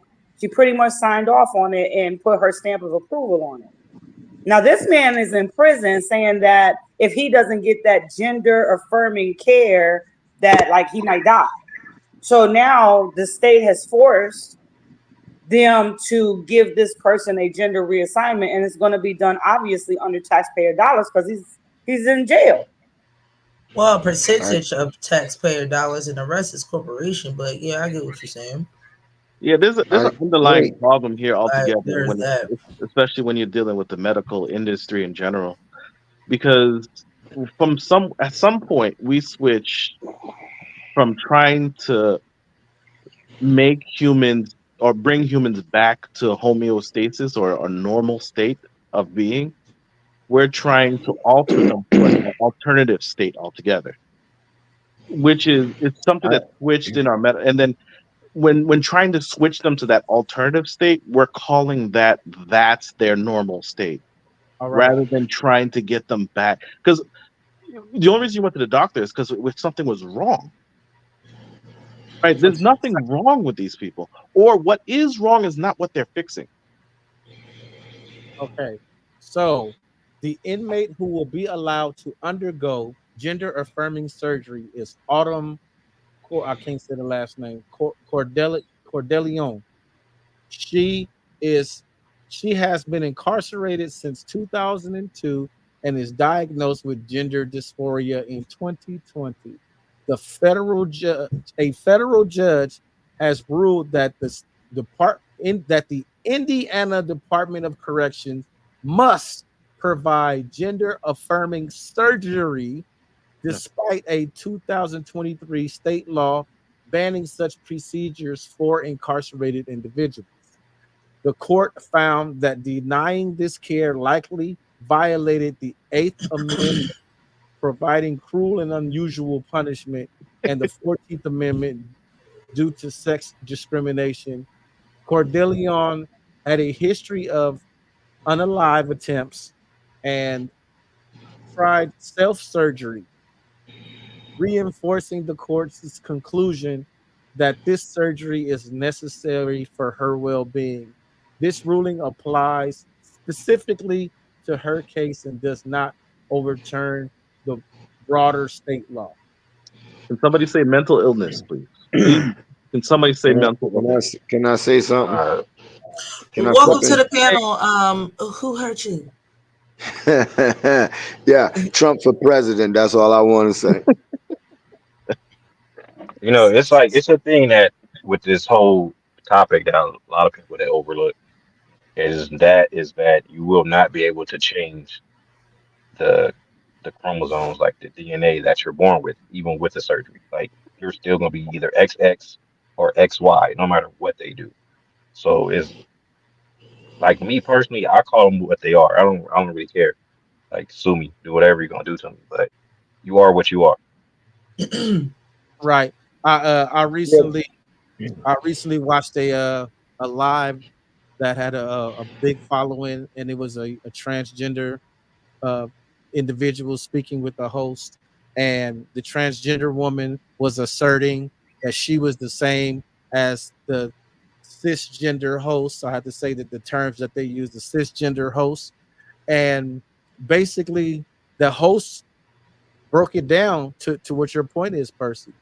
The host basically said the difference between you and I, because even though you've had your organ removed and you have a female organ put in place, DNA mapping requires you to put a prosthetic organ in you at night while you sleep, because your DNA mapping does the same thing for that hole down there that it does for the holes in your earrings. Your body says this hole is not natural. This hole is not supposed to be there. That wound. Right. I am going to seal this up to protect the body from infection. And a cisgender woman does not have to sleep with a dildo inside of her at night to keep her organ open and keep it from closing like an earring hole. No, but they do use Benoit balls and other things for other reasons. All right, but I don't want to get caught up on this too much. But that is crazy, because that's a great point right there. That's a great point. Right. So I want to move on to the last topic that covers what we're doing right now: the impact of social media on our society. And this topic actually encompasses everything we mentioned before: hashtag BLM, hashtag Me Too, hashtag trans rights, hashtag all of that falls into this. But I want to bring it in with what my homeboy been having issues with in the social media space. He's been having issues with dating because he's a 43-year-old man that's divorced and trying to get back in the dating field, and he has to deal with these apps, and he's saying these apps are absolutely horrendous. So I want to play a clip that speaks on these apps real quick. It's 40 seconds long.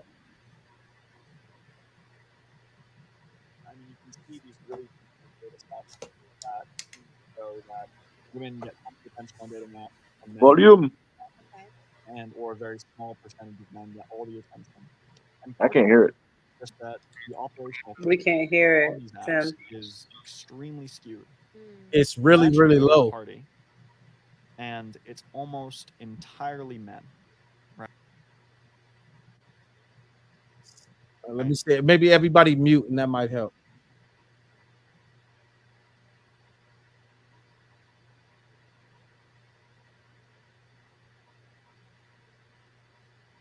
Mute myself as well.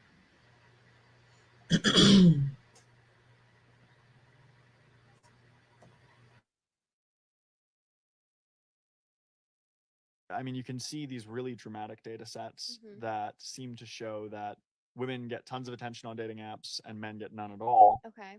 And or a very small percentage of men get all the attention. And part of this is just that the operational sex ratio on these apps is extremely skewed. Imagine you go to a party and it's almost entirely men, right? At that party, Yep. most men will not get any attention from women. Right. That's just a natural consequence. Right. These dating apps are often upwards of 70% male.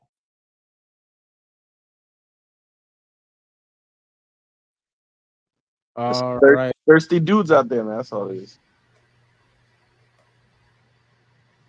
All right. So I wouldn't say thirsty. I would say that's just how the algorithm is. Even the birth rate for a long time, there was more men. I mean, there was more women than men. But in these situations, right? Say you're in a club, women getting free. That's so there more women could come, and the ratio could be more women to men. However, you're still going to have that same dynamic where women is going to feel like, well, a lot of men aren't talking to us because, you know, they're a small group versus the mass. So I don't know. Like, would you guys even go to a place where it's predominantly women? If I may, if I'm looking, catting, whether I'm wanting a one night stand or looking for a woman or a date or whatever, yeah, I would, because my chances of meeting somebody are high. I wouldn't go if it's like, you know, if it's a couples thing, you know what I mean? People paired up, or if it's, you know, like the man said, if it's more men than women, I probably might not want to go. That's just too much chasing. You know, It all comes I down want to to go where like why you going. If you're going out specifically to date, meet women, then you obviously you want more women than men in the area. So Right, another that's what thing I'm is saying. I don't have the clip, but me and someone in the back chat was talking about it earlier, a few days ago. I think it was Miss Ash, but how men are not showing up to these single events that are being hosted, and basically what I was telling her is like, why would men pay money to go to a rejection party? Yeah. I mean, something like It's a that. rejection party regardless on both sides, depending on who outnumber whom. You do But know that, right? again, listen, They're I don't. charging everybody. This is where I think men don't understand their value. Men have to do a better. They have to start understanding their value, because, like he said, why would I go somewhere and pay to meet women when I can just wait to the happy hour Friday and Saturday night? They all go roll up in the same little club. Why would I do that? It makes no sense. Because You you know what got I'm to saying? pay to go to both of these places. So do But I'd she.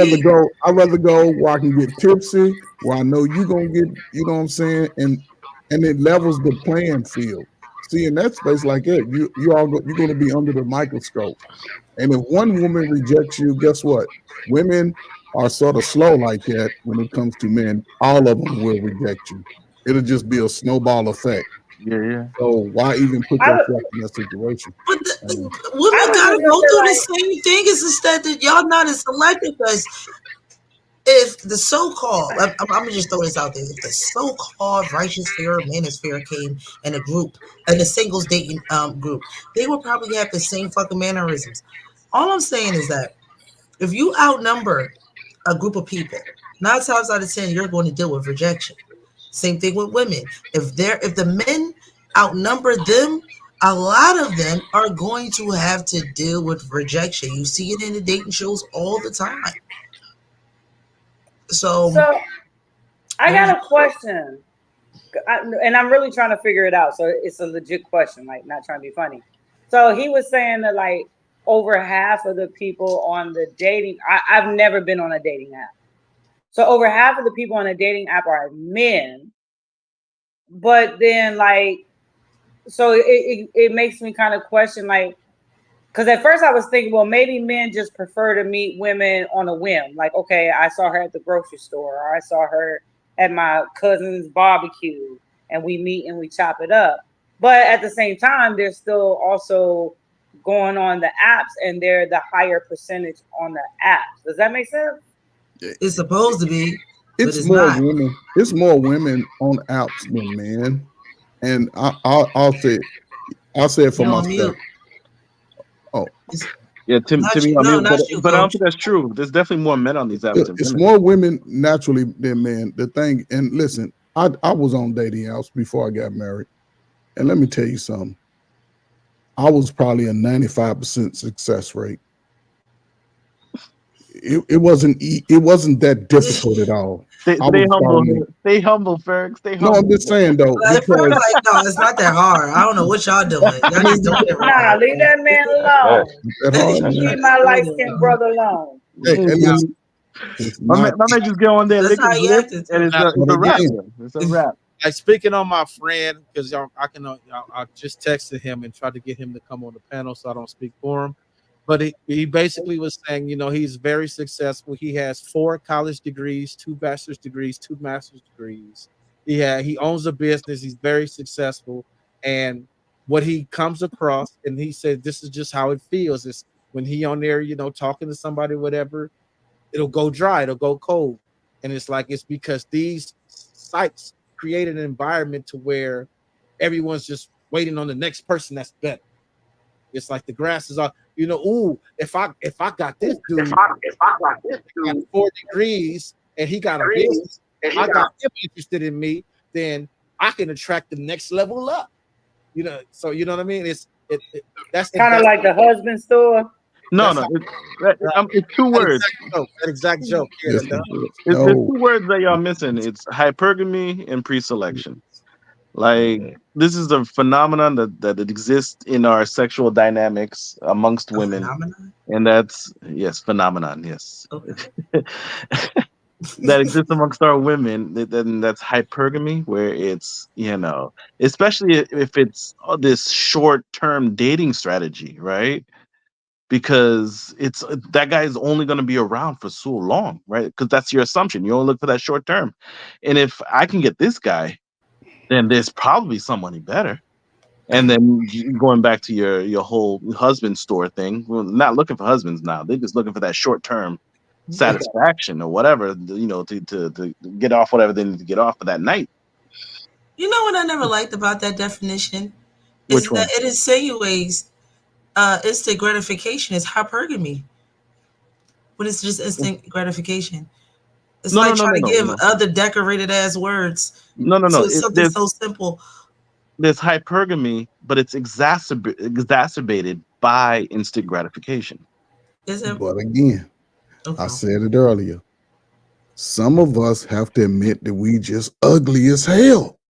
Come on, bro. When I was on a dating site, It's let me okay, tell you, Maurice. You can do it. Oh, come on, but what I'm saying is, Don't do no, that to me. I'm not picking at anybody here. But what I'm saying is, when I was on a dating site, I get what he's saying. once they saw you, first of all, you put your picture up there, right? So you can see the picture, right? You're gonna read. I didn't even read bios. I just went by looks because I need to talk to you. I need to hear what you're talking like.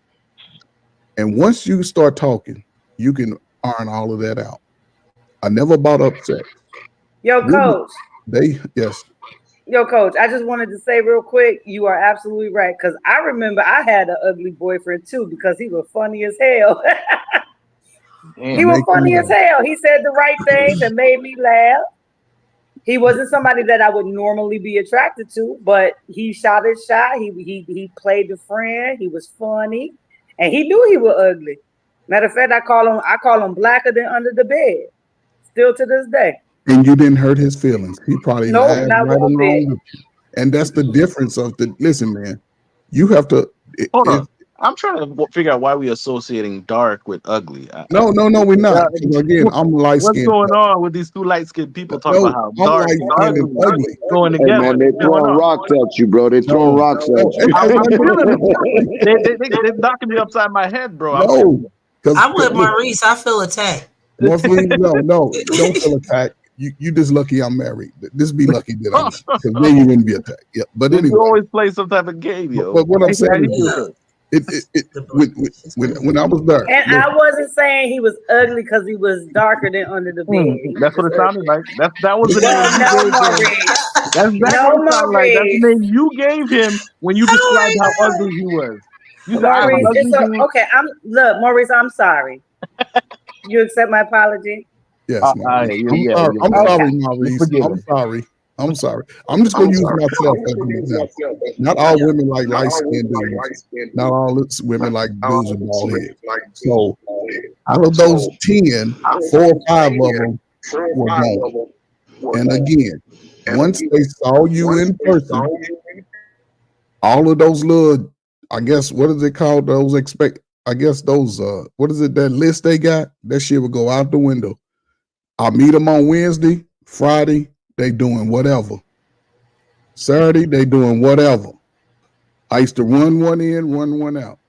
They come Can I over. back that up a little? Can I build on that a little?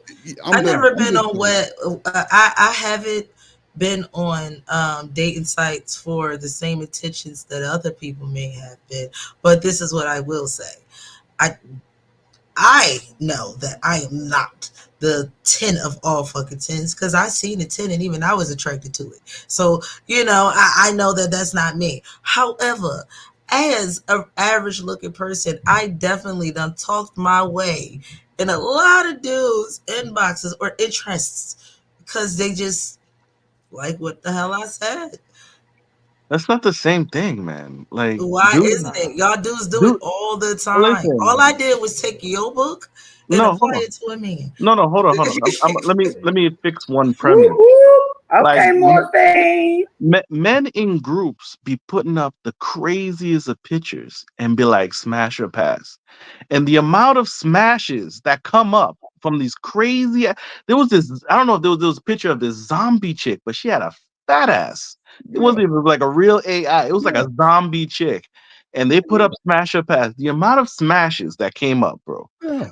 Like this. I'm not saying all men, but men in general, as a generality, have no lower limit of what they're willing to have sex with. Maurice, first of I ain't all, talking you about missed the whole sex. I said concept. interest, but I get what No, you're saying. I'm Maurice, fixing the you missed the premise whole based off concept. of what she said. Maurice, listen, a man will have sex with a snake with a dress on if he could. However, if we could go, any woman we meet, I don't care if she has the face of a goddess, the body of a goddess. If we can go ass up, face down 100% of the time, guess what he gonna do? Ass up, face down all the time. It don't matter. She ain't got to have a 10 face. If she has that body, come on, man. He gonna put kids in her. She gonna have his babies.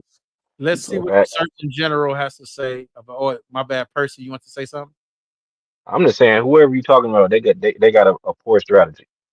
Like if they need some tips and some guidance, tell them to hit me up.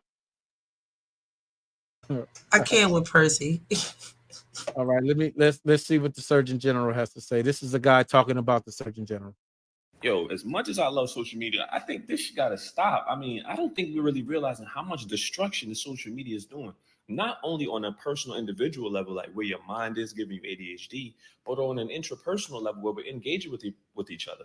Like I see so many of these things about men and women and men supposed to be doing this, women supposed to be doing that, but we don't even realize what social media has done to all of us on the grand scheme. Let's take a look real quick.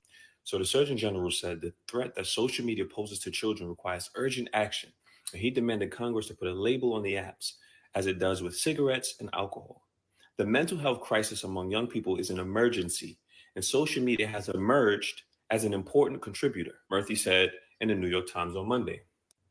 Murphy cited several studies, including a 2019 American Medical Association study published in JAMA that showed teens who spend 3 hours a day on social media double their risk of depression. Teens spend nearly 5 hours a day on social media apps, according to a Gallup poll. Murphy said that the prevalence of social media use among kids is over 95%, quote unquote, nearly universal. But Murphy cannot unilaterally put a warning on apps. That requirement would have to come from Congress, with whom Murphy pleaded to pass a bill. Now, let me just break all of this down. Ben knew that social media caused depression, anxiety, low self-esteem, low self-worth. Let me show you a video from 2019. Let me show you a video from 2019 that I did about social media. 5 ways that social media is ruining your life. Number one, the first thing that social media is doing to ruin your life is it makes us create comparisons. When you compare your life to the lives of others. That's number one. Number two, social media, it seems like it's a subtle process, but it's slowly making people more insecure. Third way that social media is ruining your life is that it's putting everybody in your business. It's making your business too available for everybody. When people post their business, where I'm at, their location, who they with, what time they get off work, what time they started work, where they work, how many kids they got, where their kids go to school. When you post your private information, you're putting all of these things on the net. The fourth problem, there is a distortion of time. When you're on social media, you don't even realize how fast time goes by. And that amount of time you spend looking at something you could have spent writing, that workout that you didn't have time for, that you're so busy, and so you're on social media 3 hours a day at least, every day. You can go and take half of that time or a fraction or a quarter or whatever it is of that time to put it towards your goals, your desires, your dreams, something. All right. That was 100% true. I agree, but to add as an addendum, parents need to parent, man. Parents need to parent. Like, asking the government or Congress or whoever, schools, to take care of your kids, you've already screwed up. You as a parent need to parent. So whenever you hear about these kids on social media, your teens on social media, like, if you know it's dangerous, just like like smoking or any type of drugs or sex education or all this other stuff that we have to talk about, this makes the list.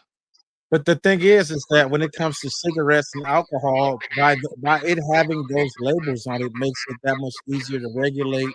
You can't buy certain things at a certain age. If they put these labels on these apps, you have to.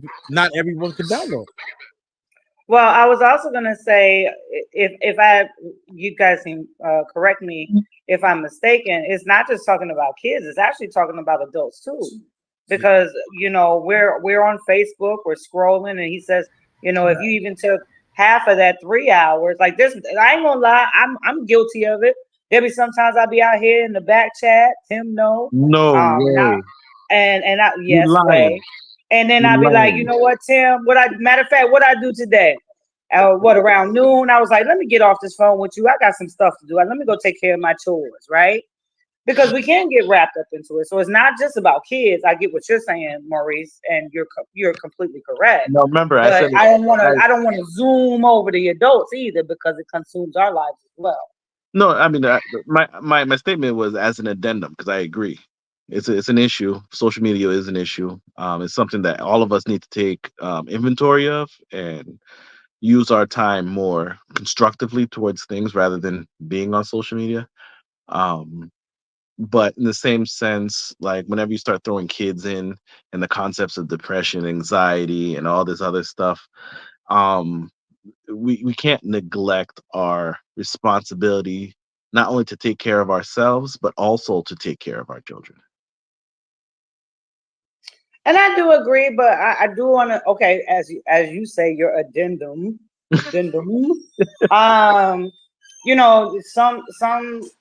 Some kids unfortunately are in that process, and guess what? Sometimes it's how can I put it? I don't want to be not wrong per se, but I don't want to say it wrong. Inaccurate. you have some people who they allow the social media because maybe it's because they're not home. You see what I mean? Like you got the mom that's working 2 jobs. You know what I mean? So in a sense, like society and economics has made that a little difficult too, and it's so easily accessible.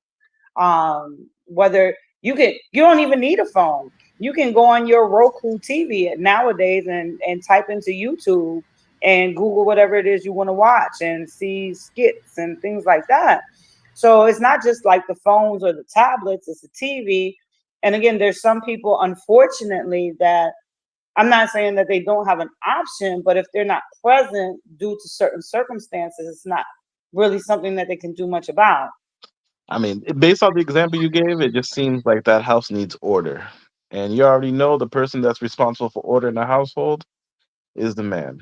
But So everybody, But right now, everybody doesn't have the man in the house, Maurice. I know, but the reality to say that the government or these legislative bodies are the ones that are supposed to bring order in my household is a failed mindset.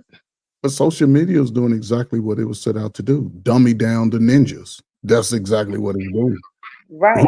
Who right now? And I'm not saying just people if they listening. How many of y'all have dinner nightly with your family at the dinner table, where there's no phones allowed? How many of y'all do that? That's what they do. Not Well, I very do. many people do that. I look, matter of fact, I Tim, do I and told I you I'd be don't. on. I do and I Remember, don't. I'm Tim, I not gonna said. lie. Remember, Tim, I said I hop on after dinner. We was all sitting there. We make that a nightly affair here. But the thing is, listen, I'm a not millennial. I'm enough not of gonna us lie. do I it. do and I don't. We're Not enough of us do it. share shit that we seen on social media at the dinner table. Regularly. How many of us are having conversations about let's just say, okay, we all here, we in the huddle. This is what I call the huddle. We getting information, we sharing information. Timothy said something great. I'm like, oh yeah, I'm gonna mark that. We'll write it down. But then how many of us go share that information with the ones who need it? Regardless of who said it, regardless of how they said it, it shit might even hurt my feelings. But that's some good information. And I'm sure my 12, 13-year-old son or daughter can use this information. How many of us are applying these things to the lives as needed? A lot of us dismiss that shit, and then we wondering why my baby's acting all funny. Because they're going through the change and we ain't paying attention to it. It's just unfortunate. But again, these are poor people issues.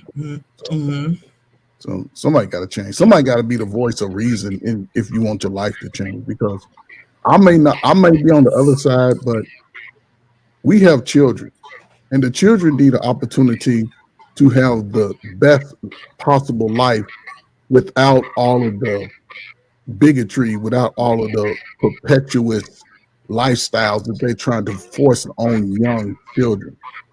And they forcing it right down our throat. No Diddy.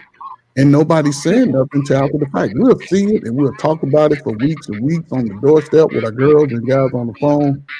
But when they say, listen, we're gonna have a meeting on next Thursday, 7 o'clock, be there, be square, we ain't showing up. But so we get what they go put out there. Just I don't know, like the way I teach my boys, they're an independent force. Like my boys got sent to the the principal's office for telling everybody that there's no Santa Claus. Like my boys go to the doctor's office and he was crying because they wouldn't give him a shot. The little brother got a shot, but he was crying because he wouldn't get a shot. The nurse was so confused, was like, "Don't worry, I'm gonna get you a sticker." He looked her dead straight in the eye and said, "I don't want a sticker. I wanted a shot." Like, there's a certain level of discipline that you put into your kids, a certain level of values that you instill inside them, so that even outside the house it extends. So nobody is going to override your authority that you've placed on your kids. But Maurice, Well, going to the social media aspect, like I make sure my boys are in football, they're in basketball, they're hell, if they want to play soccer, they hunt. Matter of fact, hunting season coming. I know I got to go buy some stuff now. Anyhow, they go fish. The day after school they went fishing. We have a creek in our backyard that they fish at, that they feed the ducks the fish. I allow my kids social media, but I monitor it and I make sure that it's only a certain amount of time. In my neighborhood, my neighbors will say they have always said, you know, like your kids are the only kids I see outside, and I'm like, yeah, because I put them outside. Put the phone down. Put the Xbox controller down. Don't touch my remote control. Get your ass outside.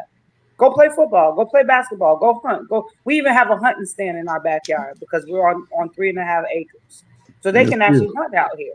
Miss Yeah, they Fields. got room to on the play. hunting stand.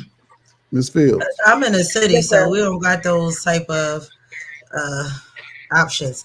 But I could say for my children, I have an adult child and I have a teenager, and I could say they never on social media. I don't know why they're not interested in it so much as outside of information. Like their thing is like the whatever in space, or they geeks. What can I say? Like I got nerds in my house. Like they don't really care about things like that. Be happy. And they're Be happy. definitely You're blessed. on their tablets You are all blessed. the time, and they're creating things. Like one of my sons create animation, the other one is drawing on his tablet. That's all they do on it. Like they're everything electronic to them is a tool to be productive in something. I don't know why you sound like you're complaining, man. You blessed. I'm not complaining. I'm just saying, like I don't know what that feels like because my kids don't care about that. That's awesome. Be grateful you don't have that problem that Miss like Fields, I 90% do have a of question for Americans are dealing with right now. Yeah, I got geeks for kids, man. They nerds. I Miss like Fields, this. so the Like question I have with the information you just shared about your children, do you believe that it makes it a lot easier having a father within their space on a daily basis? Oh, no question. Yeah, and see, that's the part I think a lot of people miss, because even in, just how you speaking it, you said my children, but that balance, having that father, even though let's just say he ain't even as active with it, but he's there, that brings everything to a balance. And now you can see how your children are a little bit more diverse, a little bit more willing to try different stuff outside of the norm, well behaved, do things within moderation. And I think for the most part, a lot of their young men and young women don't get that balance. And Right. that's where we falling apart in our community. It's just I'll say this because I want to say, because anybody that know me know I brag on my baby. Look, he a better parent than me. there you go.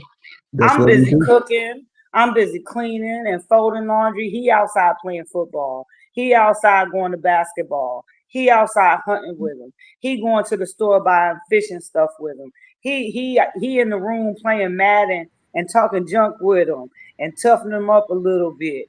Those my boys. But those are his boys. He is a better parent than me. I'm mom. But my boys are also at the age where they need their father. I was mom up until like 6. Exactly. Now I'm just mom. Ma, what's for dinner? Ma, did you see my sweatpants? My favorite sweatpants. That's who I am now. See, I don't like the word better. I don't like the word better. I don't. Like, but no, you It's see, hard, hold on. though. You don't get to define what I think is better in my household. I'm just He speaking is in a general. better. He's not a better person. Hold on, let me clarify. Okay. He's not a better person than me. He is a better parent than me because my boys are 11 and 12, and they don't need the Band-Aid on the boo-boo no more. Right. They don't need the hugs and the kisses and the cuddles no more. They need dad. Let me But I So would- now offer a dad is a different better perspective. parent. No, Now, he had you just- asked me this when they were 3, no, he was useless when he was 3. When they No, were 3. that's not true. Well, not useless, That's but what I'm I'm saying. joking. I'm Yeah, just no, saying he wasn't as useful as me because I'm the baby. Most men, especially from the older generations, like y'all didn't know what to do with a damn kid. Y'all would sit there and watch the What? game and have a beer and tap him up and down on your lap. You talking about And the as soon old as- ass boomers. You talking about the Yeah, old yeah, boomers. yeah. That was my Yeah. dad. My dad didn't Like know the ones what that to do. won't change no diaper. They be like, hey, that ain't my job. I ain't changing no diaper. Here, mama, take the baby. You Nah, got to get a diaper change. you speak with the generation that took paternity leave and stayed with their kids. So, But they yeah, kids were a lot stronger, a lot but smarter, a lot more go let me getter. offer a different perspective. This is the reason why I'm pushing back against the word better. I think we underestimate the roles that both men and women play in these lives of these kids. Like the woman offers like a certain sense of self-esteem and this natural encouragement just for being who they are. Like that's such an important role that the mother plays, and it's often diminished. Where the father brings in a certain level of structure and correction, and a certain level of confidence in competence. That's what the father brings. But that's basically the father brings something heavy for this child to carry, and said you can carry it. The mother is there to say that there's nothing you can't do. The father is there to tell him, yeah, you're gonna have limitations, but I'm gonna push those limitations. Right? There's different roles, so it's not so much better. It's just sometimes we're trying to measure each other based off what each other does in their separate roles. But my point was, okay, maybe I should have clarified a little better. So if I did not, forgive me. No, I wouldn't say that. At this point in time, with my boys being the age that they are, Billy is a better parent to my boys than I am, because I was mommy up until about 6 or 7 years old. Yeah, but After that, they needed and matter of fact, their father is right here, Billy right here listening. At around 6 or 7, I saw a shift. They didn't need mommy as much anymore, which is okay. They still love me. They still Salute, respect father. me. Salute to the father. Salute, Billy. Thank you, brother. I mean, Maurice might not understand, but I totally got it. I think Coach got it. Percy ain't objecting. Maurice a little, he always got to give a little pushback against something. You know me, I'm all about accuracy. But I will agree that even in my situation, my youngest son had his father in his life. He still have his father in his life, and his mother and his father at the same time for 11 years of his life. So he was the more attentive parent, where I just was kissing the boo-boos, making things better. I was the nanny, I was the maid, I was the laundry woman. I was that. That's what I was. You was not a maid. I was the maid. You was not a maid. You was a mother. I don't like you was a mother. You was not a maid. You was a mother. Am I complaining about it? Am I You was complaining not a about it? maid. Stop it. She's not complaining about I'm not it. complaining. It's That's not a what it maid, was. though. It served me to make sure my child had a nice, warm ass every day. That was my thing. Let me ask Billy a question. Let me ask King Billy a question. I'm gonna put you on the spot, Billy. Now, when you think about your wife, the one that birthed your kids, do you see her as a cook, a maid, a boo-boo kisser? Is that how you see her? A nurse? Yes. No. I'm talking to Billy. Billy. Nah, I don't see it as that. You don't see any of that, right? You see your wife and the important role that she plays to make sure your kids are taken care of, right? Right. That's why when I hear all these Hold on, wait, no. But the question is not about what he sees that's going to override what I feel or what role that I think. And I not, play. He can see not what he only wants that, to see. hold on, Morphine, I got you. Morphine, Maurice. So what she is saying, okay, I'm the nurse. I got to kiss the boo-boo. I got to make sure if they're sick, I'm the one probably at home with the kid, taking care of the kid, still trying to cook dinner, still trying to clean, still trying to do the laundry. So if you hire somebody, maybe that wasn't the right verbiage to use, but if you were to hire somebody to do those functions, you would call them a nanny or a maid. Now, he doesn't see me in that aspect because I'm the mother of his children. But if you think of the duties, if you had to hire somebody to do that, you would consider them a maid or a nanny, correct or not? All right, let me ask Billy again. Billy, you're on the spot. Now, if you was to get all those things, if you was to get if you was to get a nurse, a cook, a maid, and all these roles that your wife plays, would your kids be just as nurtured as if they had a mother? Would they be as nurtured? Yes. But if I had all those services, Yeah, hold up. If you had all those services, hold up. If you had all those services and Would you still something still be providing the missing? interactions that you provide today, Yeah, would something still be missing? yeah, they mom. Exactly. Like hold up. Let's walk something- this down. Hold up, we there's gotta walk this something- down there's something innate hold on. We gotta walk this down, Hold on, Maurice. let Coach walk it down. Because Miss Fields actually laid out everything that he does with their children. She already laid it out. He's engaging with them at a most critical time where they need a man's voice to say, A, B, C, D, E, F, G. You do all of them in this capacity, and that's how they. Now, if they had someone else, like you said, with the maid and somebody that can do all that, they wouldn't miss anything as far as being men because he's providing the man information that they need. Now, yes, they'll miss their mom, but let's just say if something was to happen to her, they would still have the balance based off of his information that he's giving them. He's giving them righteous information. He's going to love them to an expectation. He's going to have the expectation for them to be the best people they can be. Now, on the opposite side, the single mamas, they are a little bit more elite. Not you, Morphine, because you already took about. I don't know what it's like to be a single mom. I don't know But what I'm saying is a lot of women get to a space with their child, especially boys, when they get 12, 13, when that scrotum sac separate from their body, they let them figure it out on their own. Yeah.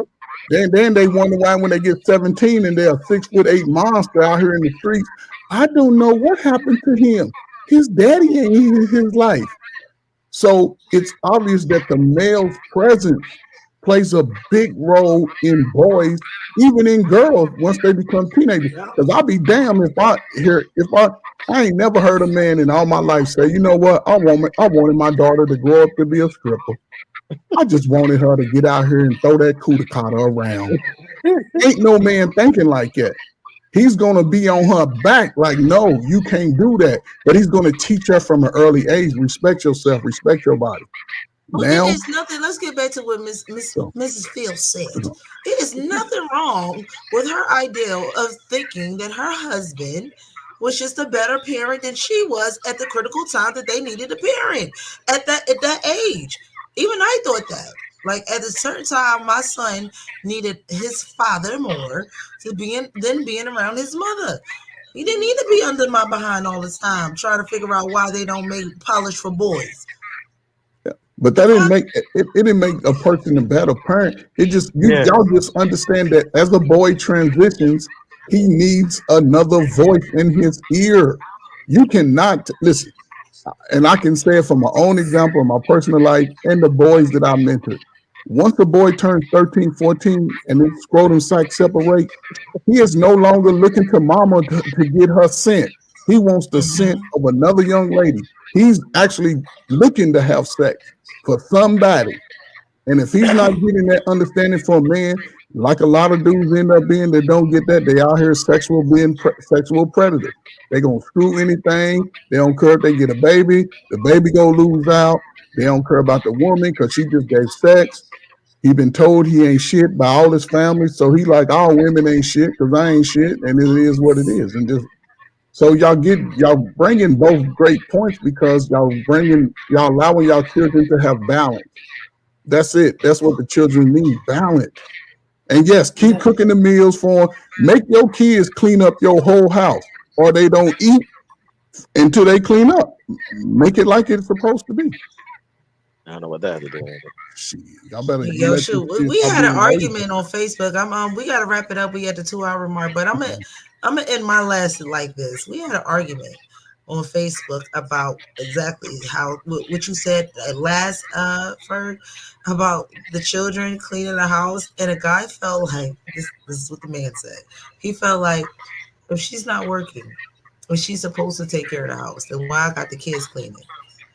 Why you can't do that? And I was like, that teaches your kids discipline. That teaches them what to do in their own freaking house. And he was like, no, that doesn't teach them that. They can learn that by looking at you. And I'm like, so you're not really hands-on with your children? Like that's all I heard. I heard what I read what you said, but all I heard is you're not really hands-on with your children, huh? That sounds crazy to me. Yeah, that And, sounds and crazy. I ain't understand that. Like, what? I'm a stay-at-home mom, right? We know that. And my boys still are required to clean up after themselves. And if I ask them to empty the dishwasher, they need to empty the dishwasher. If I say take out the trash, they need to take out the trash. Now, I'll be honest, 95% of the time, by the time everybody gets home, everything's pretty much done because I'm a stay-at-home mom. What else I got to do? But I still hold them responsible for certain things. You're going to go out there and you're going to cut the grass with dad. You know what? Matter of fact, cut the grass before dad even get home. Okay? How about that one? Get the grass done before your That father. That part. You see the trash is full, take the trash out. Is your room clean? Is your bathroom clean? Because they got the whole back end of the house. I don't touch their room. That's their responsibility. And that teaches them responsibility. And like I always tell them, like, when you grow up and move out, do you think I'm gonna come clean your house? You think I'm gonna come do your laundry? Right. And cook for you? No. How you gonna learn need how to do that. laundry if you don't do your own laundry? How would Right. you ever know? How would See, you? I'm gonna tell you my story. See, I did not learn how to take care of any of this stuff until I was out on my own. The only thing I left my mom's house knowing how to do was my laundry and dishes. So Maurice, let's just Everything be else, honest. I'm telling you, hold on. Everything else, I had to learn while I was in a married relationship. And So trust Maurice, me, I had nothing but bumps and bruises the whole goddamn way. no, Maurice, Ah, no, he was No, like, Maurice, no, see, no. listen, no, this is So the what I'm Maurice. effect so of hold on, not hold on, hold on, teaching hold your on. children this shit. So what I'm Like, saying is, there's no way in hell I'm not teaching my kids from the beginning, right. so they I don't got ever that have part. to go through what all I had to go through trying to figure this stuff out. I'm a grown man learning how to cook a regular meal, a normal meal, and I had to figure that junk out. Maurice, let's just say what it is. Your ass was spoiled when you was a boy. Let's just say what it is. You were No, no, spoiled, I brother. don't. No. Let me change Maurice, that come on, because I man. wasn't spoiled. No, let me change it. I wasn't spoiled. I was ignored. There's a difference. Ignored. Yeah, there's a difference. I wasn't spoiled. I was dismissed. You needed somebody to talk to you every day. No, I'm just saying I was ignored and dismissed. Right? I grew up There's in the certain house with my aspects. There's a certain aspect of being spoiled. Spoiled means you're given attention to and you're coddled. Whereas being dismissed and ignored is they were indifferent to you. I get what he's saying. Look, think about it. Look, think about it like this, Effort. Think about what they do to children in mental facilities. They Yep. get their clothes washed, they get fed, they get all the good, the good treatment, but they get ignored the whole time. Like most of the time, they get sent to their room. They in their room most of the time, or they're in spaces outside of the supervision, like where all the adults at and things of that nature. So 9 times out of 10, yeah, they are isolated a lot of the times. If that is what Maurice is saying, I definitely understand. Maurice, was you an only child? Was you an No, only no, child? I was there with my sister, and my cousin lived with us for a while Hold too. up. Who was the oldest? What's up? Who was the oldest of I children? was technically the oldest, but my cousin Right. came in. So Maurice, Hold again. on. Let him finish. My cousin came in, and he was there for the majority of my childhood, and he was older than us. So Maurice. things got funny. When I said so, that's what I'm making the distinction of being spoiled versus being neglected and ignored because I wasn't given these instructions. I'm gonna say this, and Maurice, I ain't even gonna bring you in it. I'm done with you. I salute my father for ignoring me, for giving me an expectation and say do that shit. I salute that because one, I never went without anything. When I was a teenager, my mother hardly ever came in my room, and when she did, she kicked the door in. Like, what the hell you doing up in here? See, it wasn't none of that old. You just in here too quiet. I had to have some music playing. I had to have something. So salute to that type of mother who didn't allow me to just get lost in my own little room and feelings. Salute to that. Now again, it's a different time. Salute to my crack era children. Y'all just so precious. But here's the thing. When I became of age, the first thing my father did was told me, you gonna work. Everything I don't do, you gonna do. And you're gonna do it at a high level. I'm not going to let you develop a mindset where you'll be lazy and not be able to at least take care of yourself. If you want a home, you're going to have to learn how to take care of a home. But again, the messages that come from a father far exceed any other message a boy can get, or a girl, for a matter of fact. Oh, I Because thought when a you girl were starts pushing back. having low self-esteem, only a father can bring that esteem back. Oh, I When thought a you boy was pushing back starts on what I feeling- said first. Huh? I thought you was pushing back on what I said. No. I'm just no, saying. we agree. Listen, you was ignored because mom and them had to take care of business and do their thing. But you was technically the oldest child in the home. The cousin, he count, but he don't count. You came from the loins of your parents. So yes, listen. I was 40. I was like 41 when I first heard my father tell me he loved me. I never doubted in my mind. But I never doubted in my mind that he didn't love me. Hold on, I'm 41 years old. I've That never was the first time I ever heard my father tell me he loved me. I've never heard my parents say they love me. But again, that doesn't mean they don't love Y'all you. didn't grow up hearing your parents say they love you? No, Y'all tell I you, never okay, did. okay. Better My question. mother did, Better but not my question. father. Better My question. mother Do you never tell your said. children? Hold Do on. you tell your My mother children ain't never you love them? said. You Now, know, Like, did we learn I something tell, from this? I understand what happened. You can't control your parents and what they did, but did we learn something from this? Did y'all groom your children and be like, yo, listen, I love you from not time to time, but when it was time, like, yo, I love you. that of reminds me, Coach. I bet Come you on. know the movie off the top of We your can work this head. some shit. The Denzel Washington one, where the son and Denzel Washington Fences. are sitting there. Fences. Fences, and he says, "Well, why do you don't like me?" He said, "Boy, I ain't got to like you. Ain't my job to like you. There you go. It's my responsibility to take care of you. There Do you you go. eat? You got a roof over your head? All right, then don't you worry about nobody else liking you." There you go. My father said the same thing. And I'm gonna be very transparent. When I first saw the video, the clip, I was like, "Oh God, that is horrible." it's hard But to then watch. when I watched it the second time, I was like, "That was incredible," because he was telling you that I love you, but I don't have to tell you I love you. I show you that I love you. There you Every go. day when I go to work, when I pay There these you go. bills, when I put food in your belly, when I take care of mama and I take care, put clothes on your back. I love you, but I ain't got to tell you I love you. There you go.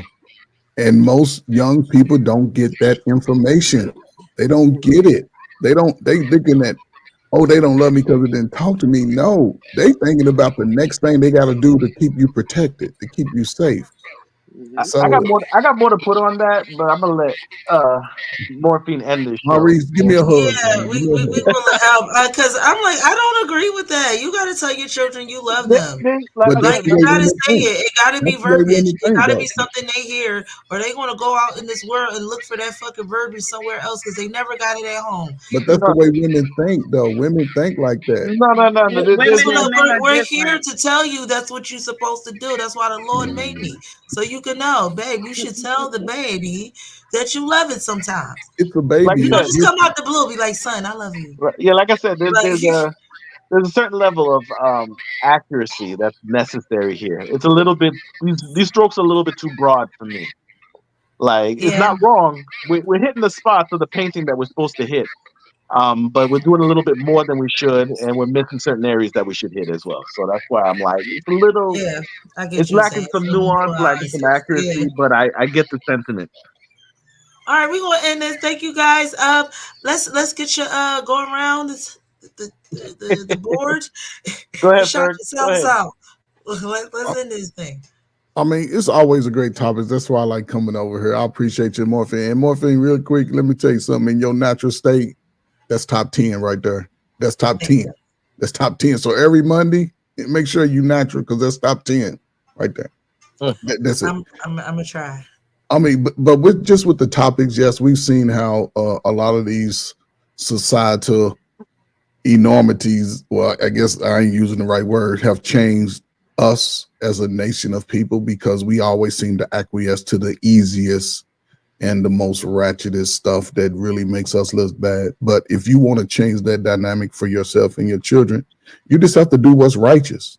You know, we can't let our children just figure things out. We have to teach them. It's so much more info. And if we're not good with our words, guess what? YouTube has 1,000, 2,000 videos to get the same message that you need to get them out. Our children need to put the work. And when I say work, not just doing stuff, but they need activities. My last thing, the Olympics is coming in 4 years. If you got a 12-year-old, a 9-year-old, a 10-year-old, get their lazy asses outside so they can get in these Olympics. And you can go to LA, get them outside, get them active. Because if not, understand, I'm going to tell y'all like I used to tell all my students, if you don't put in the work now, you'll be poor for a long time. It doesn't change if you don't put in the work. Put in the work early. So when you get old and ugly like me, you can start to relax based off the work that you put in. Other than that, don't come crying to me because I can't do nothing but pat you on the back and feed you until you get back out there because that's just the way life is. But don't be afraid. Not do anything out of fear. Just go out there and try your best. Only thing you can do is fail. You can try again, something else. But don't limit yourself. The world is going to do that enough. So salute, Morphine. Salute, y'all. Maurice? Yo. Thank you for this time. This was actually a pretty good topic. I like it.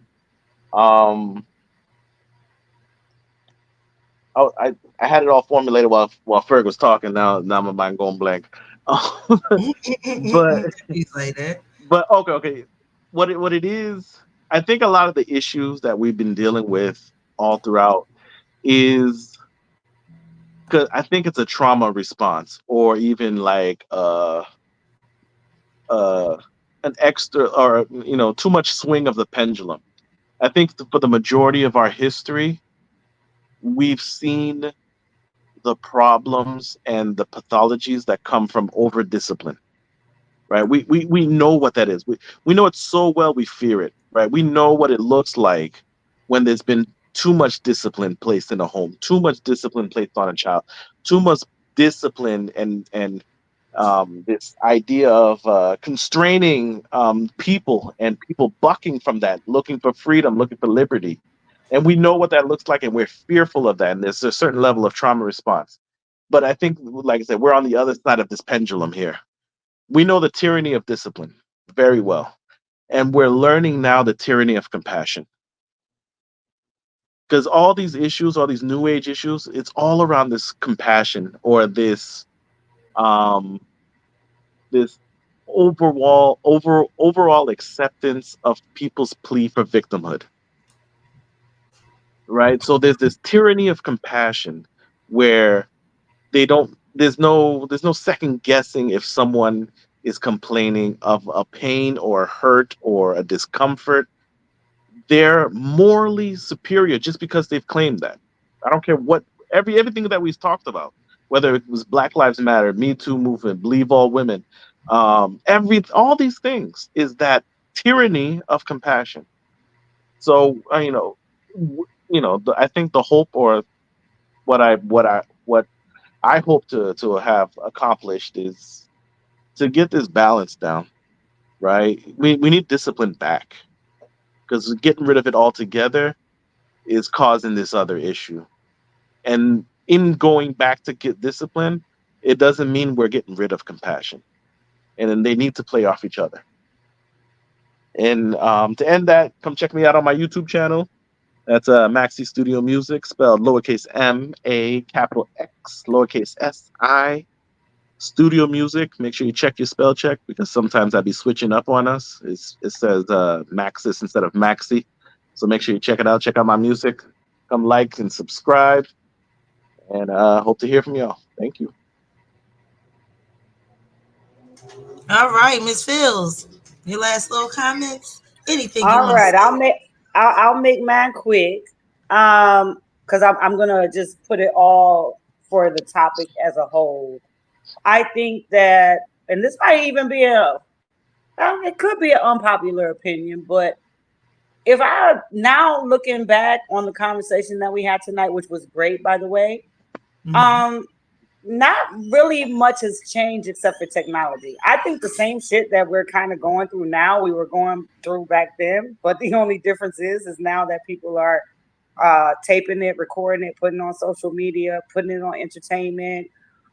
So as far as social media goes, like, just for a brief example, people have been committing paternity fraud for decades, but it's just recently that we have the technology to actually do DNA testings and find out who in fact is the father of the child, right? So it's not that these things haven't been going on all this while. It's just that technology has really pulled that scab off of the wound, and it bleeds, and it shows everybody exactly who we are and who we always have been. That's pretty much my ending statement. And yeah, I'm gonna be thinking about this later on tonight. I'm gonna be busting Billy's head on this one.